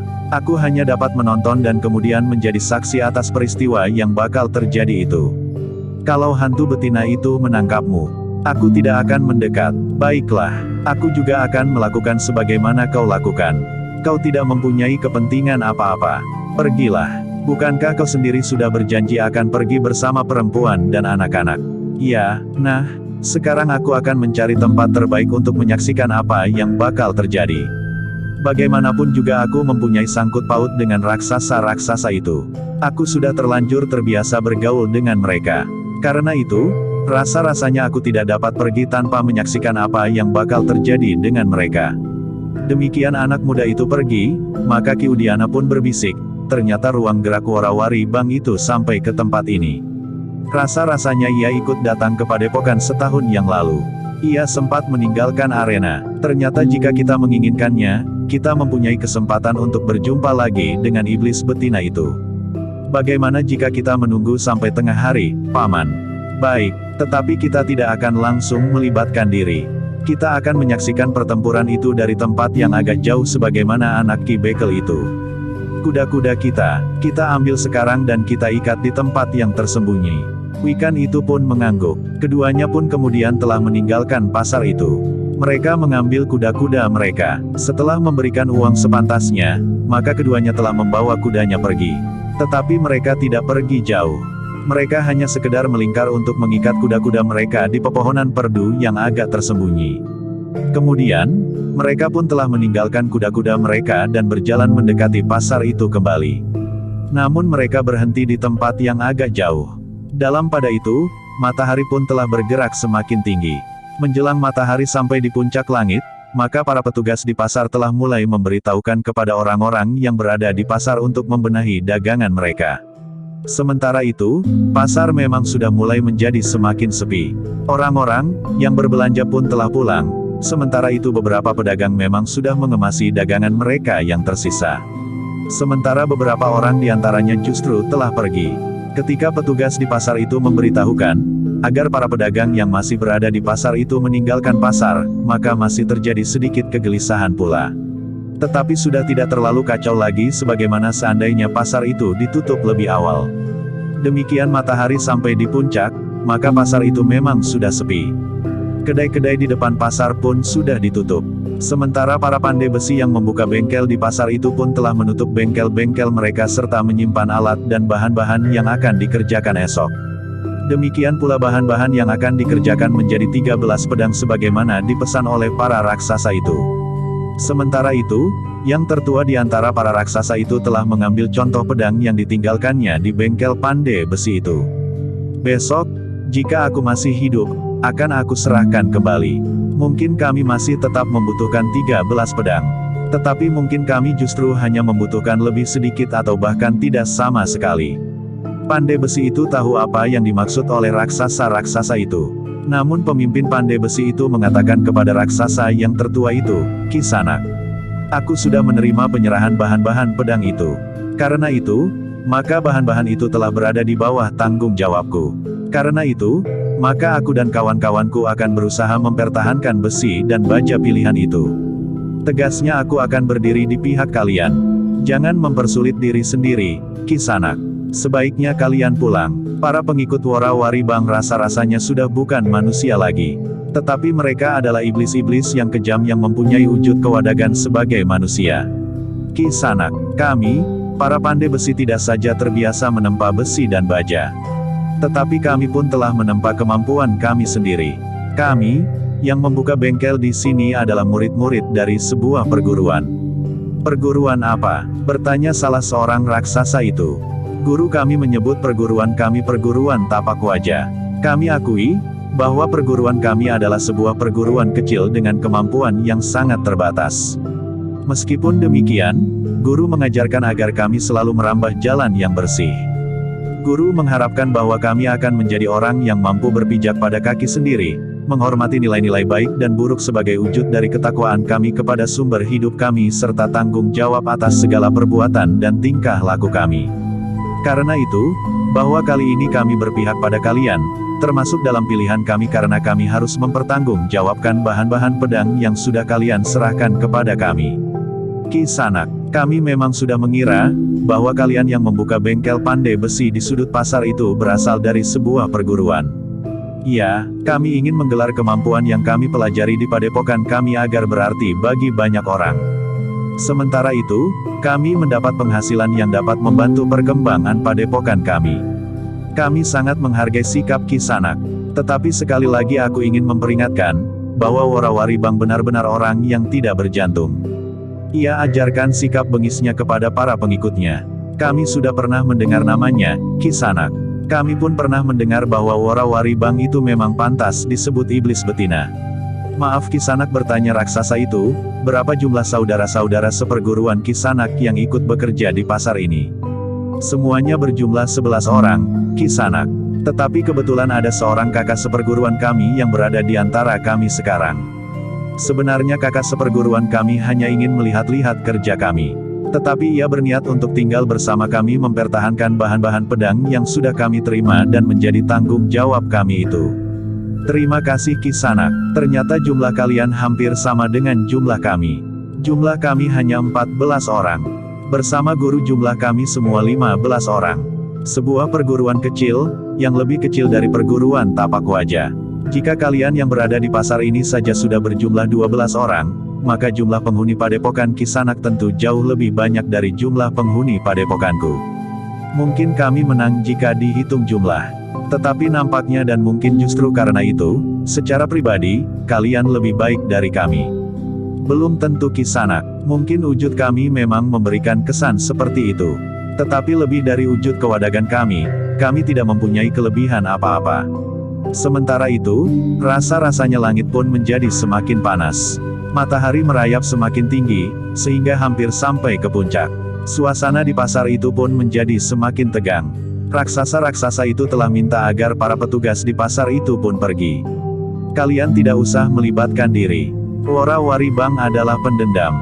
Jika kalian nampak ada di antara kami, maka esok kalian tentu sudah kehilangan kepala kalian. Terima kasih atas kesempatan ini, Ki Sanak. Seharusnya kami tidak meninggalkan tugas kami, apapun yang terjadi. Tetapi kali ini, kami lebih senang mendengarkan nasihat Ki Sanak. Raksasa yang menemui petugas pasar itu tertawa. Katanya, bagus, dengarlah nasihat kami itu. Para petugas itu pun kemudian segera meninggalkan pasar. Mereka tidak ingin menjadi korban dari persengketaan yang tidak mereka ketahui persoalannya. Mereka pun merasa bahwa mereka tentu tidak dapat berbuat apa-apa. Mereka memang garang terhadap copet-copet kecil yang sering berada di pasar itu. Tetapi demikian mereka dengar nama Warawaribang, maka jantung mereka pun segera menjadi kuncup. Dengan demikian, maka pasar itu pun telah menjadi kosong. Yang ada tinggal 14 orang murid perguruan Gajah Tengara bersama seorang gurunya, yang rambutnya sudah mulai memutih. Tetapi justru karena itu, maka ia nampak lebih berwibawa. Tubuhnya yang besar, tinggi dan kekar itu, seakan-akan telah menyiratkan kelebihan dari orang lain. Sementara itu, di sekitar bengkel pandai besi itu, 12 orang masih tetap berjaga-jaga. Ada di antara mereka yang duduk, yang berdiri dan bahkan ada yang berjalan hilir mudik. Pada saat matahari mencapai puncak langit, maka orang-orang yang masih berada di pasar itu menjadi bertambah tegang ketika mereka mendengar derap kaki kuda yang berlari kencang menuju ke pasar itu. Sejenak kemudian, 3 orang yang bertubuh tinggi besar, yang berdiri di sudut pasar itu pun telah menyongsong 3 orang berkuda yang menghentikan kudanya di sudut pasar itu pula. Demikian ketiga orang raksasa itu mendekat, maka orang yang duduk di punggung kudanya itu tanpa meloncat turun, bertanya, apakah kalian para murid dari perguruan Gajah Tengara? Ia jawab salah seorang dari raksasa-raksasa itu. Kalian memang mudah dikenali. Apa yang kau kehendaki dari kami? Bertanya raksasa itu. Kau tentu sudah tahu. Salah seorang dari kami tentu sudah mengatakan kepada kalian, bahwa hari ini, lewat tengah hari, kami akan datang menemui kalian. Lewat tengah hari, pasar ini tentu sudah menjadi sepi, sehingga tidak akan banyak orang yang akan terlibat ke dalam persoalan di antara kita. Ya, sekarang pasar memang sudah sepi. Sangat sepi. Agaknya kalian telah mengusir orang-orang yang masih tersisa menjelang tengah hari. Ya, seperti yang kau katakan, persoalannya adalah persoalan antara kita. Bagus, Katakan, apa yang kau kehendaki dari kita? Persoalannya tentu sudah kau ketahui. Persoalan pokok di antara kita adalah tanah padepokan yang kalian pergunakan itu. Kami menginginkan tanah itu. Karena itu pergilah sebelum raksasa dari perguruan Gajah Tengara itu menjawab, orang berkuda itu telah melanjutkan kata-katanya, tetapi persoalan kita kali ini akan kita batasi. Sebelum kalian sempat pergi dari padepokan, maka kalian masih dapat mempergunakan padepokan itu dengan perjanjian tersendiri. Itu dapat kita bicarakan pada kesempatan lain. Adapun sekarang, kami datang untuk mengambil besi baja yang ada di tangan para pandai besi itu. Besi baja itu sangat baik, sehingga kami pun memerlukannya. Karena itu, jangan cegah kami mengambil besi baja yang kami inginkan itu. Aku tidak dapat membedakan persoalan tanah padepokan itu dengan persoalan besi baja yang akan kami buat menjadi pedang itu. Kedua-duanya menyangkut hak dan harga diri. Orang berkuda itu tertawa. Katanya, jangan merasa diri kalian terlalu besar. Mungkin tubuh kalian besarnya melampaui tubuh orang kebanyakan. Tetapi itu tidak mencerminkan kebesaran perguruan kalian. Kami tidak pernah mengaku bahwa perguruan kami adalah perguruan yang besar. Jika kami sebut perguruan kami Gajah Tengara itu sekedar menandai bahwa murid-murid perguruan itu adalah orang-orang yang besar tubuhnya seperti seekor gajah di antara binatang-binatang yang lain. Orang berkuda itu tertawa. Katanya, baiklah, sekarang, aku akan langsung saja ke persoalan di antara kita. Berikan besi baja yang akan kalian buat menjadi 13 pedang itu kepada kami. Kami akan membuat pedang pula dari bahan besi baja itu. Persoalan tanah yang kalian pergunakan untuk mendirikan padepokan itu, dapat kita bicarakan pada kesempatan lain. Sudah aku katakan Kisanak, persoalan besi baja itu dengan persoalan tanah padepokan kami, sama saja. Baik besi baja itu, maupun padepokan kami itu adalah hak kami. Kami memerlukannya, sehingga karena itu, maka kami tidak akan dapat memberikan kepada kalian. Jangan keras kepala, kau tahu siapa kami. Kami adalah para murid dari padepokan Worawaribang.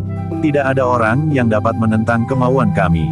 Seandainya benar demikian, maka kau akan menjadi semakin sewenang-wenang terhadap orang lain.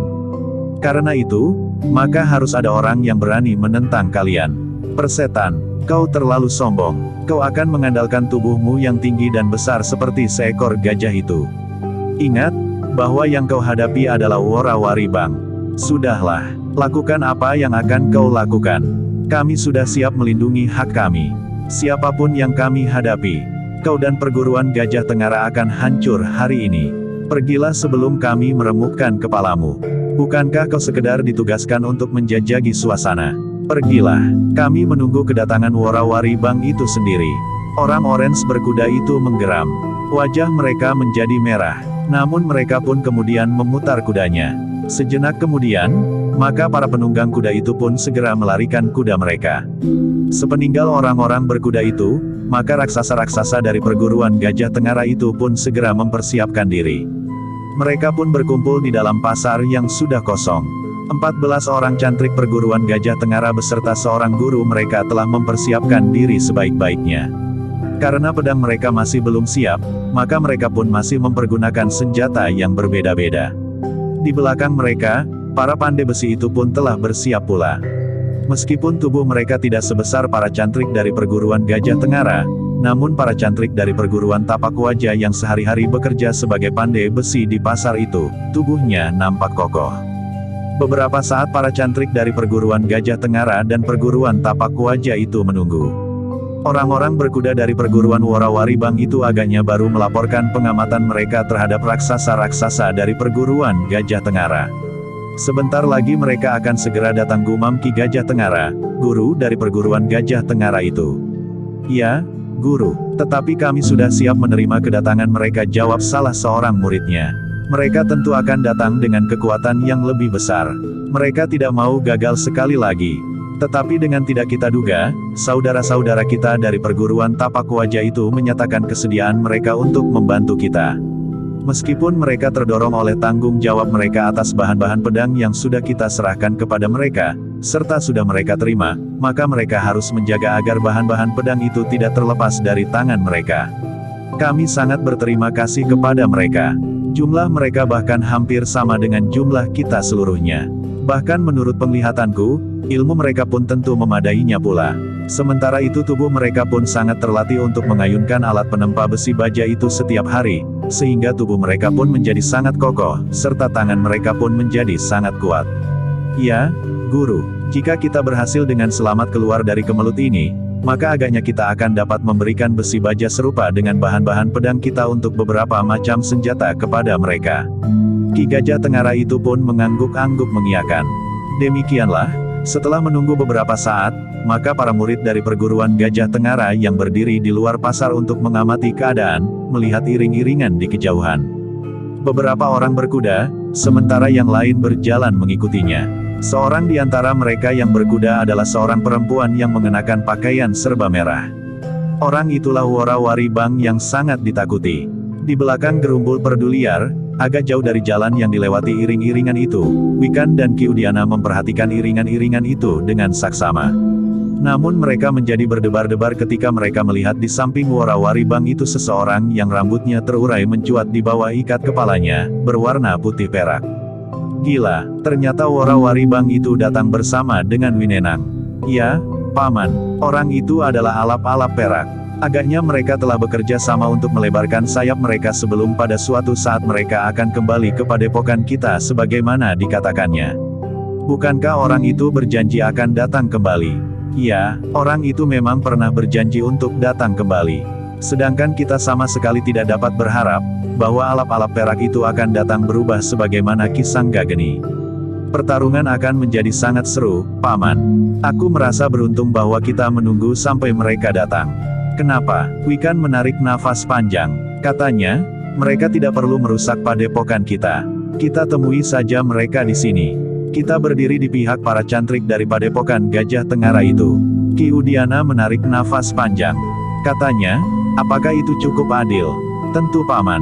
Katakanlah bahwa kita membantu para cantrik dari padepokan Gajah Tengara itu. Bukankah dengan demikian juga berarti bahwa kita justru memanfaatkan murid-murid perguruan Gajah Tengara untuk kepentingan kita? Jika kita datang untuk membantunya, bukankah artinya akan berbeda? Ki Udiana termangu-mangu sejenak. Namun kemudian ia pun berkata, jumlah mereka yang datang ke pasar cukup banyak. Para murid dari perguruan Gajah Tengara itu akan mengalami kesulitan. Apalagi di antara mereka terdapat Wara Waribang serta alap-alap perak. Apakah kau sudah siap menghadapi salah seorang keduanya Wikan? Sudah Paman. Mudah-mudahan peningkatan ilmuku selama ini tidak ketinggalan dengan peningkatan ilmu alap-alap perak atau Wara Waribang. Aku yakin akan kemampuanmu, Wikan. Bahkan sebelum kita pelajari tataran terakhir dari ilmu perguruan kita yang tercantum di dalam kitab itu. Jika demikian, kita akan melibatkan diri Paman Ki Udiana mengangguk-angguk. Yang ada di hadapan mereka memang satu kesempatan yang baik untuk menghadapi Wara Waribang serta alap-alap perak. Mereka tidak usah menunggu keduanya serta para pengikutnya mendatangi padepokannya. Jika itu terjadi, mau tidak mau akan jatuh korban di antara para cantrik di padepokan Ki Udiana itu. Dalam pada itu, maka Wara Waribang dan alap-alap perak sudah semakin mendekati pasar yang lengang itu.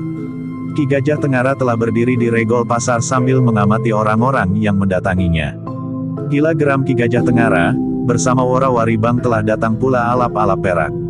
Alap-alap perak bertanya salah seorang muridnya yang masih berada di dalam pasar. Ia pun kemudian dengan tergesa-gesa melangkah ke regol untuk melihat siapa saja yang telah datang. Beberapa orang murid Ki Gajah Tengara yang melihat kedatangan iring-iringan itu menjadi berdebar-debar. Untuk menghadapi Wara Waribang, mereka sudah harus mengerahkan segenap kekuatan yang ada. Apalagi jika Wara Waribang itu datang bersama alap-alap perak. Karena itu, maka Ki Gajah Tengara pun kemudian memerintahkan seorang muridnya menemui para pandai besi untuk memberitahukan, bahwa yang datang Wara Waribang bersama alap-alap perak. Sebaiknya mereka meninggalkan pasar ini selagi sempat. Sulit bagi kita untuk melawan Wara Waribang dan alap-alap perak yang datang bersamaan dengan para cantrik mereka. Baik, guru jawab muridnya itu sambil beranjak dari tempatnya. Cantrik dari perguruan Gajah Tengara itu pun segera menghubungi para cantrik dari Tapak Wajah yang membuka bengkel pandai besi di pasar itu. Cantrik dari Gajah Tengara itu telah memberitahukan, bahwa yang datang bukan hanya Wara Waribang, tetapi juga alap-alap perak. Guru mempersilahkan kalian meninggalkan pasar. Sulit bagi kita untuk membendung mereka. Guru tidak ingin ada di antara kalian yang menjadi korban. Tetapi orang tertua di antara mereka pun berkata, kami berkewajiban untuk menjaga milik kami atau barang-barang, alat-alat serta bahan-bahan yang ada di dalam bengkel kami. Relakan saja semuanya itu. Nyawa kalian jauh lebih berharga dari semuanya yang terdapat di dalam bengkel kalian. Kami dapat saja merelakan apa saja yang berada di dalam bengkel kami.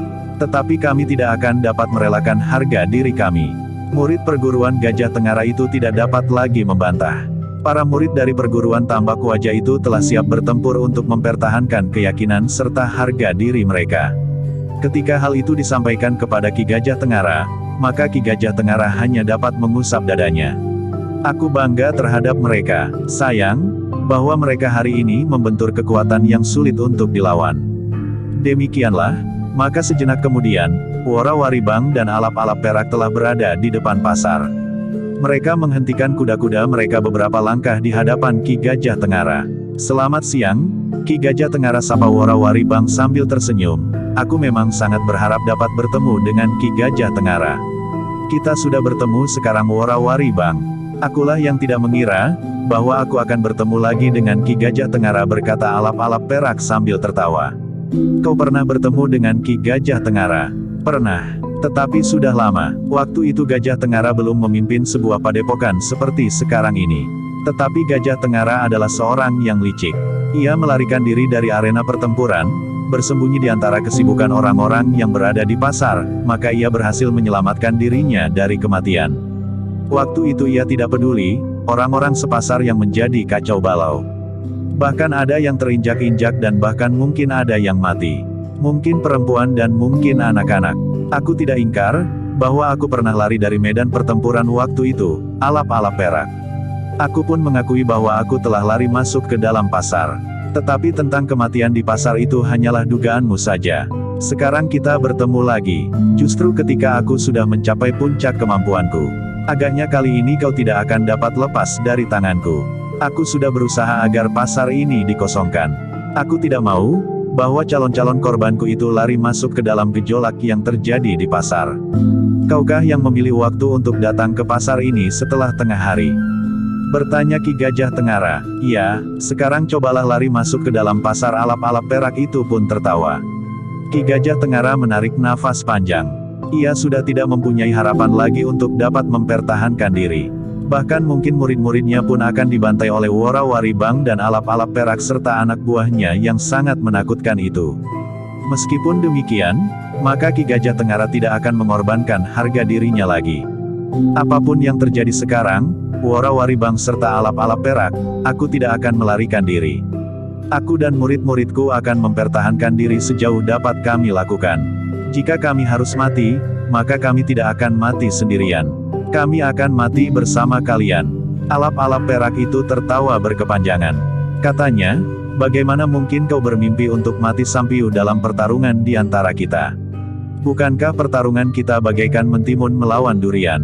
Wara-waribang pun tertawa pula. Katanya, jangan kotori tanganmu dengan darah cecurut itu, alap-alap perak. Biarlah aku mengajaknya bermain-main sebentar. Melihat bentuk tubuhnya, aku memang tertarik. Tetapi nampaknya orang itu agak dungu. Ia memang seorang yang dungu. Aku heran, kenapa orang dungu itu telah mendirikan sebuah perguruan, sementara itu ada orang-orang yang mau menyatakan diri menjadi murid-muridnya. Yang menyatakan menjadi muridnya itu tentu juga orang-orang dungu. Bahkan lebih dungu dari Gajah Tengara sendiri. Ki Gajah Tengara masih tetap berdiri di tempatnya. Wajahnya sama sekali tidak nampak bergejolak. Bahkan wajah Ki Gajah Tengara itu masih tetap dingin. Namun wara-waribang itu pun berkata, kau lihat wajahnya, alap-alap perak. Orang itu sudah jauh terbenam ke dalam perasaan putus asa, sehingga ia tidak dapat berbuat apa-apa. Wara-waribang itu pun tertawa pula. Baiklah. Aku jadi kasihan memandang wajahnya. Sekarang biarlah aku langsung saja menyampaikan niat kedatangan kami.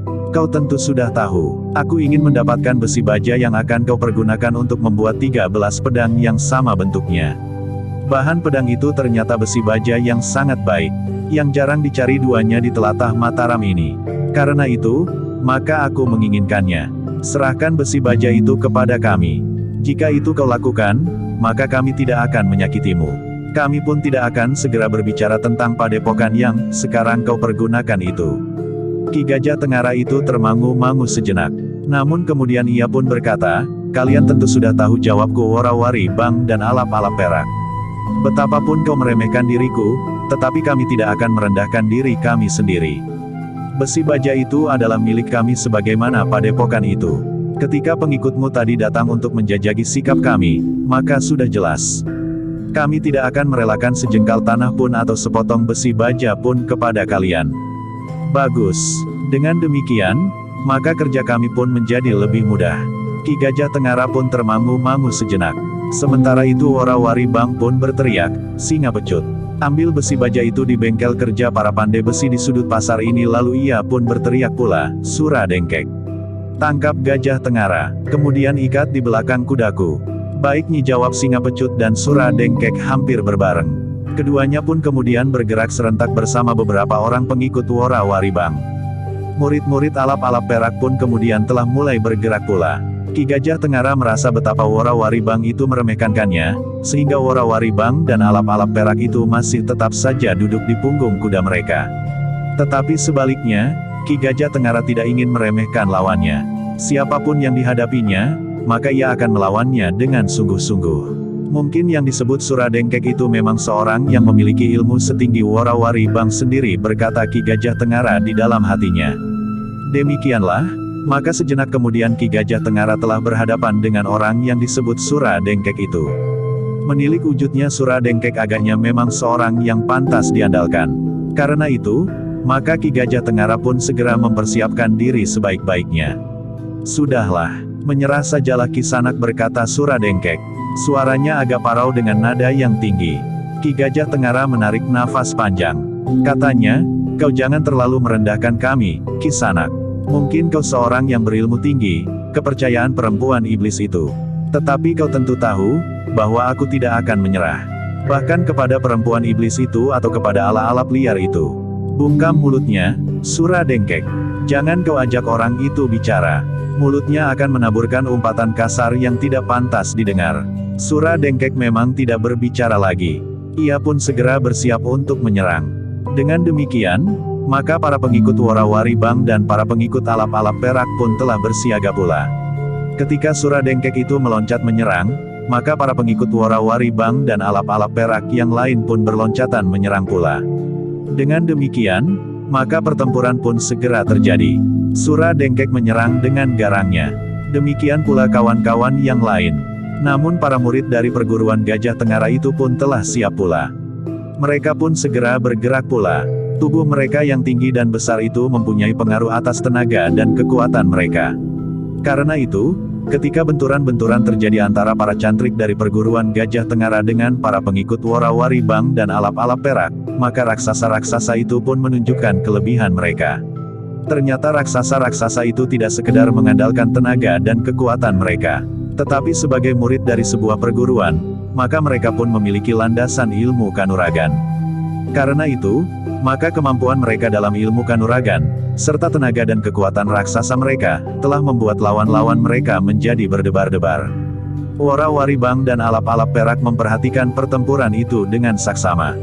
Meskipun para cantrik dari perguruan Gajah Tengara itu memiliki kelebihan dari para pengikut mereka, tetapi jumlah pengikut mereka jauh lebih banyak dari para cantrik dari perguruan Gajah Tengara itu.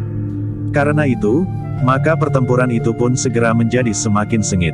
Kedua belah pihak telah berusaha dengan segenap kemampuan mereka untuk mendesak lawan-lawan mereka. Worawari Bang dan ala-alap perak sekali-sekali terkejut melihat para pengikutnya yang dilemparkan oleh raksasa-raksasa itu seperti seekor pelanduk yang dilemparkan oleh seekor gajah dengan belalainya. Namun para pengikut Worawari Bang dan alap-alap perak itu pun cukup berpengalaman pula. Mereka pun mempunyai daya tahan tubuh yang cukup, sehingga demikian mereka terpelanting jatuh, maka mereka pun segera bangkit kembali. Dalam pada itu, perhatian Worawari Bang serta alap-alap perak itu lebih banyak tertuju kepada pertempuran yang terjadi antara para pengikut mereka dengan para murid dari perguruan Gajah Tengara. Dengan demikian, maka mereka pun tidak terlalu memperhatikan Singa Pecut dan kawan-kawan yang pergi ke sudut pasar di bagian agak ke belakang, yang sedang menjalankan perintah untuk mengambil besi dan baja, bahan untuk membuat pedang yang diserahkan oleh para murid dari perguruan Gajah Tengara kepada para pandai besi yang terjadi adalah murid-murid dari perguruan Tambak Wajah. Singa pecut yang diserahi memimpin kawan-kawan pun telah pergi menemui para pandai besi yang berkumpul di depan bengkel mereka yang sudah ditutup dan diselarak dengan kokoh. "Siapakah yang menjadi pemimpin kalian?" bertanya singa pecut. "Aku," jawab murid tertua dari perguruan tambak wajah itu. "Aku datang atas perintah Wara Waribang untuk mengambil besi baja yang telah diserahkan oleh para cantrik dari perguruan Gajah Tengara kepada kalian untuk dibuat pedang." "Apakah hak Wara Waribang sehingga ia memerintahkan Kisanak untuk mengambil besi baja itu?" "Kalian mempertanyakan hak Wara Waribang?" "Ya, hak Wara Waribang berada di ujung senjata. Sebaiknya kalian tidak berbuat macam-macam. Serahkan saja besi baja itu. Kemudian kami akan segera pergi. Kami tidak akan mengusik kalian. Kami akan mengambil besi dan bajak milik kalian. Yang akan kami ambil adalah besi baja yang diserahkan oleh para cantrik dari perguruan Gajah Tengara untuk dibuat pedang. Besi baja itu sebenarnya adalah milik kami. Mereka mencurinya dan kemudian mereka membawanya kepada kalian. Sekarang kami datang mengambil milik kami." "Omong kosong. Aku tahu benar sifat orang-orang dari perguruan Gajah Tengara. Mereka tidak akan mencuri besi baja atau mencuri apapun. Justru kalianlah pembohong besar itu. Seluruh pengikut Wara Waribang dan alap-alap perak adalah pembohong besar. Jadi tegasnya kalian berani menolak keinginan Wara Waribang serta Ki alap-alap perak. Ya, kami harus melindungi bahan-bahan pedang yang sudah diserahkan kepada kami. Itu adalah tanggung jawab kami. Kami tidak akan menyerahkan kepada siapapun juga. Kami hanya akan menyerahkan kepada para cantrik dari perguruan Gajah Tengara. Mereka sudah memberikan pula uang panjar kepada kami untuk membuat besi dan baja itu menjadi pedang. Sekarang besi baja itu sudah kami belabari menjadi 13 batang pedang. Besi baja yang sudah dibentuk menjadi pedang itu serahkan kepada kami. Kami tidak akan memberikannya. Lebih baik kalian membawa mayat kami saja daripada kalian harus membawa besi baja itu." Persetan, "Jika demikian, bersiaplah untuk mati. Aku percaya bahwa kalian adalah para pandai besi yang mempunyai tenaga yang besar karena setiap hari kalian bekerja keras dengan mempergunakan tenaga kalian. Tetapi untuk memasuki arena pertempuran, tenaga saja sama sekali tidak cukup. Bahkan dengan tenaga yang kecil, kami akan memusnahkan kalian." Murid perguruan tambak wajah yang tertua itu tidak menjawab. Tetapi ia telah memberikan isyarat kepada saudara-saudara seperguruannya untuk bersiap. Sing pecut itu pun kemudian berteriak kepada kawan-kawan, "Ambil besi baja yang ada di dalam bengkel itu. Pecahkan gubuk-gubuk reot itu. Siapa yang mencoba menghalangi, singkirkan saja. Tikam sampai ke jantung atau penggal saja kepalanya." Kawan-kawan singa pecut itu pun segera bergerak. Tetapi tanpa diduga, maka para pandai besi itu pun dengan tangkasnya telah menyerang mereka. Singa pecut dan kawan-kawan terkejut. Para pandai besi itu ternyata tidak saja mengandalkan tenaga mereka, tetapi mereka pun ternyata juga berbekal ilmu kanuragan yang memadai. Demikianlah, maka di sekitar bengkel pandai besi itu pun telah terjadi pertempuran pula. Para pengikut Wara Waribang dan alap-alap perak ternyata salah duga. Karena itu, maka demikian mereka mulai terlibat dalam pertempuran. Orang-orang yang terlalu meremehkan lawannya segera terpelanting dari arena.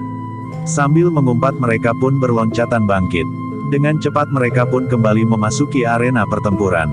Namun ada di antara mereka yang tulang belakangnya terasa sakit. Atau tulang-tulang iganya yang terkena serangan kaki lawannya dengan tiba-tiba itu, terasa bagaikan menjadi retak. Ternyata para pandai besi itu benar-benar telah membingungkan kawan-kawan singa pecut. Namun kawan-kawan singa pecut yang memiliki pengalaman yang luas dalam petualangan mereka di dunia olah kanuragan, maka mereka pun segera dapat menempatkan diri.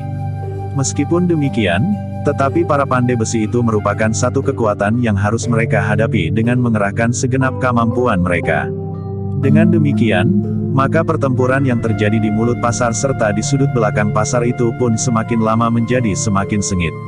Wara Waribang dan alap-alap perak yang masih duduk di punggung kudanya mulai menjadi gelisah. Meskipun para pengikut mereka jumlahnya lebih banyak, tetapi mereka tidak segera mampu menguasai lawan-lawan mereka.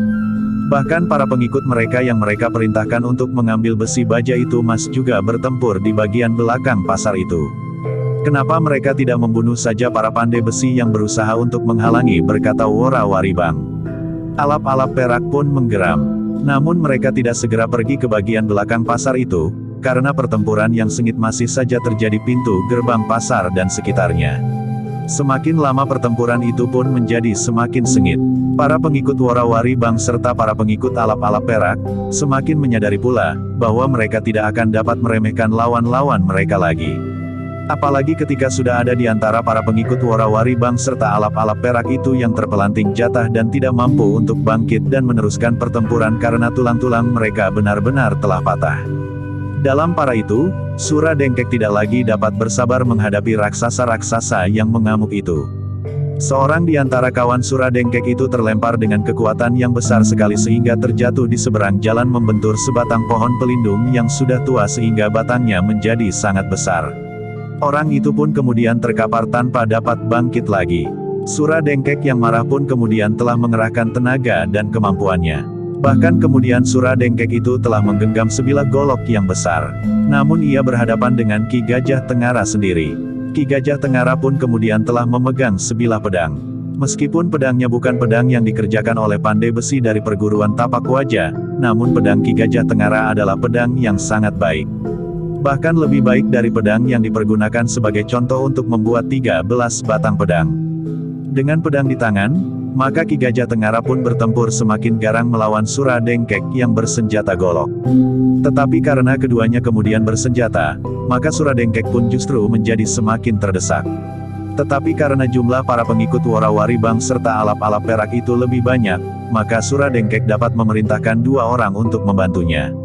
Meskipun kemudian Ki Gajah Tengara harus bertempur melawan 3 orang, namun Ki Gajah Tengara itu tidak segera dapat dikuasai oleh lawan-lawannya. Sementara itu, di depan bengkel pandai besi yang terdiri dari para murid perguruan Tapak Wajah, pertempuran pun menjadi semakin sengit pula. Murid dari perguruan Tapak Wajah yang tertua, yang kebetulan sedang berada di pasar itu, telah bertempur melawan Singa Pecut. Betapapun garangnya Singa Pecut, namun menghadapi murid dari perguruan Tapak Wajah itu, Singa Pecut harus memeras segenap tenaga dan kemampuannya. Meskipun demikian, murid dari Tapak Wajah itu masih saja mampu mengimbanginya. Dengan demikian maka pertempuran yang terjadi di depan bengkel para pandai besi dari perguruan Tapak Wajah itu menjadi semakin sengit. Para pengikut Warawaribang serta alap-alap perak bertempur semakin lama semakin garang dan bahkan semakin kasar. Tetapi murid-murid dari perguruan Tapak Wajah yang bertempur dengan mapan itu masih mampu mengimbangi mereka. Warawaribang serta alap-alap perak itu menjadi semakin tidak telaten. Warawaribang itu pun kemudian berteriak, "Sura Dengkek, kau mampu atau tidak menangkap Gajah Tengara dan mengikatnya di belakang kudaku? Aku ingin membawanya dengan mengalungkan dadung dari sabut kelapa di lehernya. Jika ia berkeberatan, maka aku akan menyeretnya sampai semua kulitnya terkelupas seperti pisang yang sudah dikuliti." Sura Dengkek itu pun berteriak pula, "Aku akan menangkapnya." Bersama 2 orang kawannya, Sura Dengkek pun mempercepat tatanan geraknya. Bertiga mereka menyerang Ki Gajah Tengara dari 3 arah yang berbeda. Masing-masing bergerak semakin cepat susul-menyusul seperti gelombang di lautan. Tetapi Ki Gajah Tengara tetap saja mampu mempertahankan diri. Bahkan dengan kekuatan dan kemampuan yang dimilikinya, Ki Gajah Tengara semakin mempersulit keadaan Sura Dengkek. Apalagi jika ia mengikat perintah Nyi Warawaribang. Jika ia tidak berhasil, maka nasibnya akan menjadi sangat buruk. Bahkan tidak mustahil bahwa jika ia tidak berhasil menangkap dan mengikat Ki Gajah Tengara di belakang kudanya, maka dirinya akan menggantikannya. Diseret di belakang kuda Nyi Warawaribang.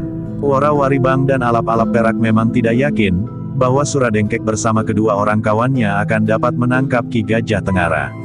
Karena itu, maka Warawaribang itu pun kemudian berkata, "Aku tidak sabar lagi. Biarlah aku membunuh Gajah Tengara. Jika Gajah Tengara itu mati, maka yang lain pun akan segera mengalami nasib yang sama. Aku ingin membunuh setiap orang dari ke-15 raksasa itu. Bukankah kau akan mengikat Gajah Tengara itu di belakang kudamu? Aku sekarang justru ingin membunuhnya dan membunuh yang lain. Lalu apa yang harus aku lakukan? Apakah aku akan tetap saja menjadi penonton? Jika kau ingin juga membunuh, maka lakukan agar kerja kita cepat selesai." "Bagus. Jika kau tidak berkeberatan, aku justru ingin membunuh Gajah Tengara. Beberapa tahun yang lalu, aku telah gagal melakukannya, karena ia lari masuk ke dalam pasar. Nah, sekarang aku mendapat kesempatan lagi." Warawaribang itu termangu-mangu sejenak. Namun kemudian ia pun menarik nafas panjang sambil berkata, "Terserahlah kepadamu. Jika kau ingin melepaskan dendammu, lakukan. Aku akan membunuh yang lain. Agaknya senang sekali membunuh raksasa-raksasa dungu itu. Aku kemudian akan mendapat gelar pembunuh raksasa.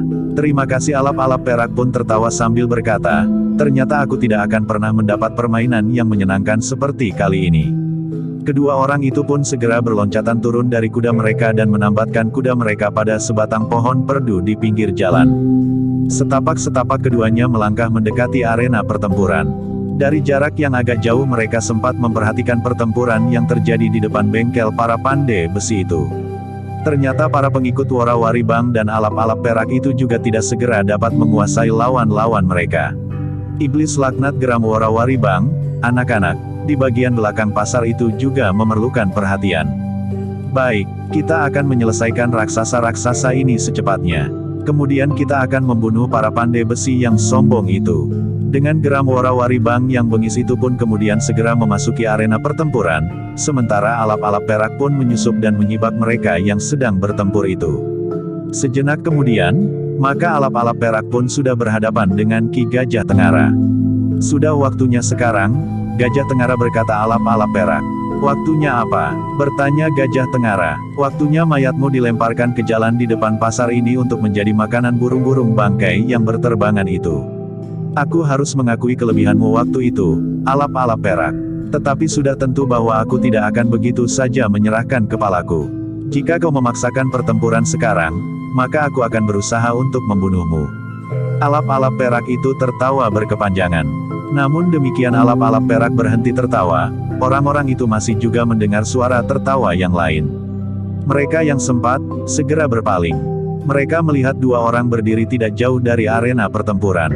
Pada saat alap-alap perak itu berhenti tertawa, maka keduanya pun tertawa berbareng.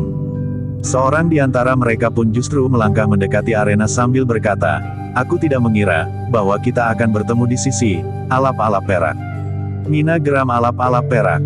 Jantungnya pun kemudian menjadi berdebar-debar. Bukankah perjumpaan kita terakhir terjadi setahun yang lalu, pada saat kau datang ke padepokanku? Kalau tidak keliru waktu itu, kau juga datang bersama iblis betina itu. Nah, sekarang kita bertemu di sini. Setan kau Mina, seharusnya kau tidak usah turut campur. Aku tidak akan turut campur. Aku datang untuk memperingatkanmu, bahwa kita masih akan berjumpa lagi. Nah, tiba-tiba saja kita berjumpa lagi sekarang. Belum saatnya aku menjumpaimu Mina. Nanti, jika saatnya tiba, aku akan datang ke padepokanmu. Aku akan membunuhmu dan membunuh semua penghuni padepokanmu. Aku akan memiliki harta karun yang tertanam di bawah padepokanmu itu. Aku pun akan menguasai benda keramat yang dapat menjadikan semua benda yang lain menjadi emas itu. Jika demikian, sekarang pergilah. Kau dan Warawaribang itu jangan mengganggu ketenangan hidup orang lain. Biarlah para cantrik dari perguruan-perguruan yang lain menikmati kehidupan damai mereka. Kau tidak berhak mencampuri persoalanku dengan perguruan Gajah Tengara. Kau berbicara tentang hak, apakah yang kau lakukan itu juga berdasarkan atas hak? Persetan, pergilah. Jika kau tidak mau pergi, maka kaulah yang pertama-tama akan aku bunuh. Kenapa tidak kau lakukan jika kau mampu? Alap-alap perak, sekali lagi aku katakan, pergilah atau kau akan berhadapan dengan aku sekarang. Aku tidak akan sabar menunggu kedatanganmu di padepokanku setelah setahun lamanya. Adalah kebetulan bahwa kita telah bertemu di sini. Nah, apalagi yang kita tunggu? Kisana Ki Gajah Tengara itu pun menyela, persoalan ini memang persoalanku dengan alap-alap perak yang ingin merampas bukan saja besi baja, bahan yang akan kami jadikan senjata, tetapi mereka juga akan merampas tanah dan padepokan kami. Aku hargai sikapmu, Ki Gajah Tengara. Tetapi persoalan antara aku dan alap-alap perak itu sudah berlangsung sejak setahun yang lalu. Bahkan lebih dari itu. Karena itu, maka aku akan menyelesaikannya lebih dahulu. Jika aku gagal, maka terserah kepadamu. Selesaikan persoalanmu dengan alap-alap perak menurut caramu. Alap-alap perak terdengar suara Warawaribang melengking. Lengking suaranya itu merupakan ciri bahwa kemarahannya sudah merambah sampai ke ubun-ubun. Bunuh saja Mina itu lebih dahulu. Aku akan membantumu. Kau tidak akan dapat membantunya Warawaribang. Aku membawa kawan bermain bagimu sebelum kau mendapat gelar pembunuh raksasa. Murid bungsu Ki Margawasana akan menghadapimu. Jika kalian berdua tidak mau pergi, maka kami berdua akan menghadapimu. Sementara itu, orang-orangmu ternyata tidak mampu mengalahkan para murid Ki Gajah Tengara. Jahanam kau Mina, apakah para pandai besi itu orang-orangmu sehingga berani melawan kami? Bukan, tetapi agaknya kau telah salah hitung. Kau kira bahwa tidak ada orang yang berani melawanmu. Ternyata para pandai besi itu telah menempatkan diri di pihak perguruan Gajah Tengara. Dengan demikian, maka kalian telah mengalami kesulitan sehingga kalian berdua tergesa-gesa untuk tampil di arena. Cukup, aku akan membunuhmu. Tiba-tiba saja alap-alap perak itu telah menyerang Ki Udiana. Namun Ki Udiana pun telah siap menghadapinya. Karena itu, maka ia pun segera meloncat mengelak sambil berkata lantang, Ki Gajah Tengara. Hancurkan para pengikut alap-alap perak serta Wora Waribang. Biarlah orang berambut putih ini aku hadapi, sedang iblis betina yang liar itu akan dihadapi oleh murid bungsu Ki Margawasana. Ki Gajah Tengara tidak menjawab. Ia pun segera bersiap untuk kembali menghadapi Suradengkek yang sempat beristirahat sejenak. Bersama dengan dua orang kawannya, Suradengkek tidak menunggu lebih lama lagi. Ia segera tanggap akan keadaan. Alap-alap perak itu tidak jadi turun berhadapan dengan Ki Gajah Tengara. Tetapi alap-alap perak itu akan berhadapan dengan orang yang disebutnya Mina itu. Dalam pada itu, sambil bertempur, Ki Gajah Tengara sempat berkata kepada dirinya sendiri, jadi orang-orang ini adalah murid-murid Ki Margawasana. Sementara itu raksasa yang telah menyeret Wikan dari bengkel para pandai besi dan melemparkannya keluar regol pasar pun telah menyesali perbuatannya. Ia sama sekali tidak tahu, bahwa murid Ki Margawasana telah berjongkok di depan bengkel pandai besi itu. Justru pada saat para pengikut Wora Waribang dan alap-alap perak mengancam akan mengambil besi baja perguruannya. Pada saat alap-alap perak mulai bertempur melawan Ki Mina, maka Wikan pun telah mendekati Wora Waribang sambil berkata, sebaiknya kau batalkan saja niatmu yang jahat itu. Kenapa kau demikian serakah untuk mengambil hak orang lain? Kemarahan Wora Waribang telah membuat wajahnya pun menjadi merah seperti pakaiannya. Dengan geram ia pun berkata, kau anak kemarin sore sudah berani menantangku. Bukankah kau sudah pernah mendengar namaku? Bukan hanya namamu, setahun yang lalu kau pun pernah datang ke padepokanku. Tetapi kau tidak berdaya menghadapi Bibi. Sekarang kau tidak lagi berhadapan dengan Bibi, tetapi berhadapan dengan aku. Kematianmu sudah di ambang pintu. Sebutlah nama ayah dan ibumu. Mereka akan segera kehilangan anak laki-lakinya yang mungkin mereka sayangi. Kau sendiri akan menyebut nama siapa? Nama alap-alap perak atau siapa? Atau menyebut nama Ajak Wereng yang telah terbunuh setahun yang lalu? Tutup mulutmu Cah Edan, aku akan melumatkanmu. Wikan tidak menjawab lagi. Ia sadar bahwa Wora Waribang adalah seorang perempuan yang bengis, licik tetapi juga berilmu tinggi.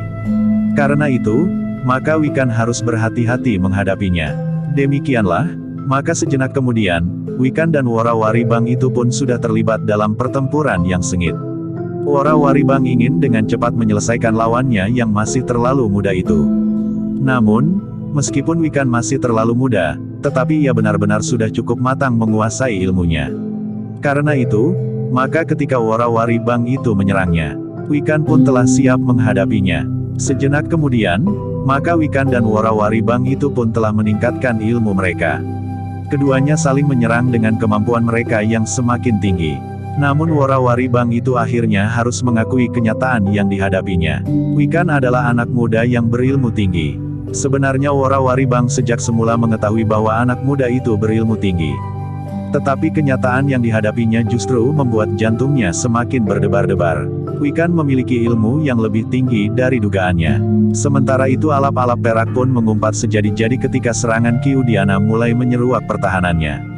Ketika tangan Ki Udiana mulai menyentuh dadanya, maka alap-alap perak pun semakin menyadari bahwa Ki Udiana adalah orang yang berilmu sangat tinggi. Jika saja kami datang bersama Ki Sanggageni, berkata alap-alap perak kepada diri sendiri. Demikianlah pertempuran itu semakin lama menjadi semakin sengit. Di depan bengkel para pandai besi itu pun pertempuran menjadi semakin memuncak pula. Ternyata para pandai besi, yang ternyata murid-murid dari perguruan tapak wajah itu, semula tidak diperhitungkan oleh Wora Waribang dan alap-alap perak. Namun ternyata bahwa keberadaan mereka di bengkel mereka untuk mempertahankan besi dan baja, bahan yang akan dibuat pedang itu, telah sangat mengganggu. Bahkan para pengikut Wora Waribang dan alap-alap perak itu mengalami kesulitan untuk menembus pertahanan murid-murid dari perguruan tapak wajah itu. Sedangkan Suradengkek dan kedua orang kawannya pun merasa sangat sulit untuk menguasai Ki Gajah Tengara. Raksasa yang rambutnya sudah diwarnai dengan beberapa lembar uban itu, ternyata masih merupakan seorang yang sangat garang. Sedangkan raksasa-raksasa yang lain pun bertempur dengan garangnya pula. Tenaga dan kemampuan mereka sangat menyulitkan lawan-lawan mereka untuk mengatasinya. Raksasa-raksasa itu meskipun tubuhnya besar dan bahkan ada yang agak gemuk, namun mereka mampu bergerak dengan cepat. Dengan demikian, maka para pengikut Worawari Bang dan alap-alap perak itu tidak segera menemukan lubang-lubang yang dapat ditembus. Bahkan semakin lama, raksasa-raksasa itu justru semakin mendesaknya. Bersambung ke jilid 21.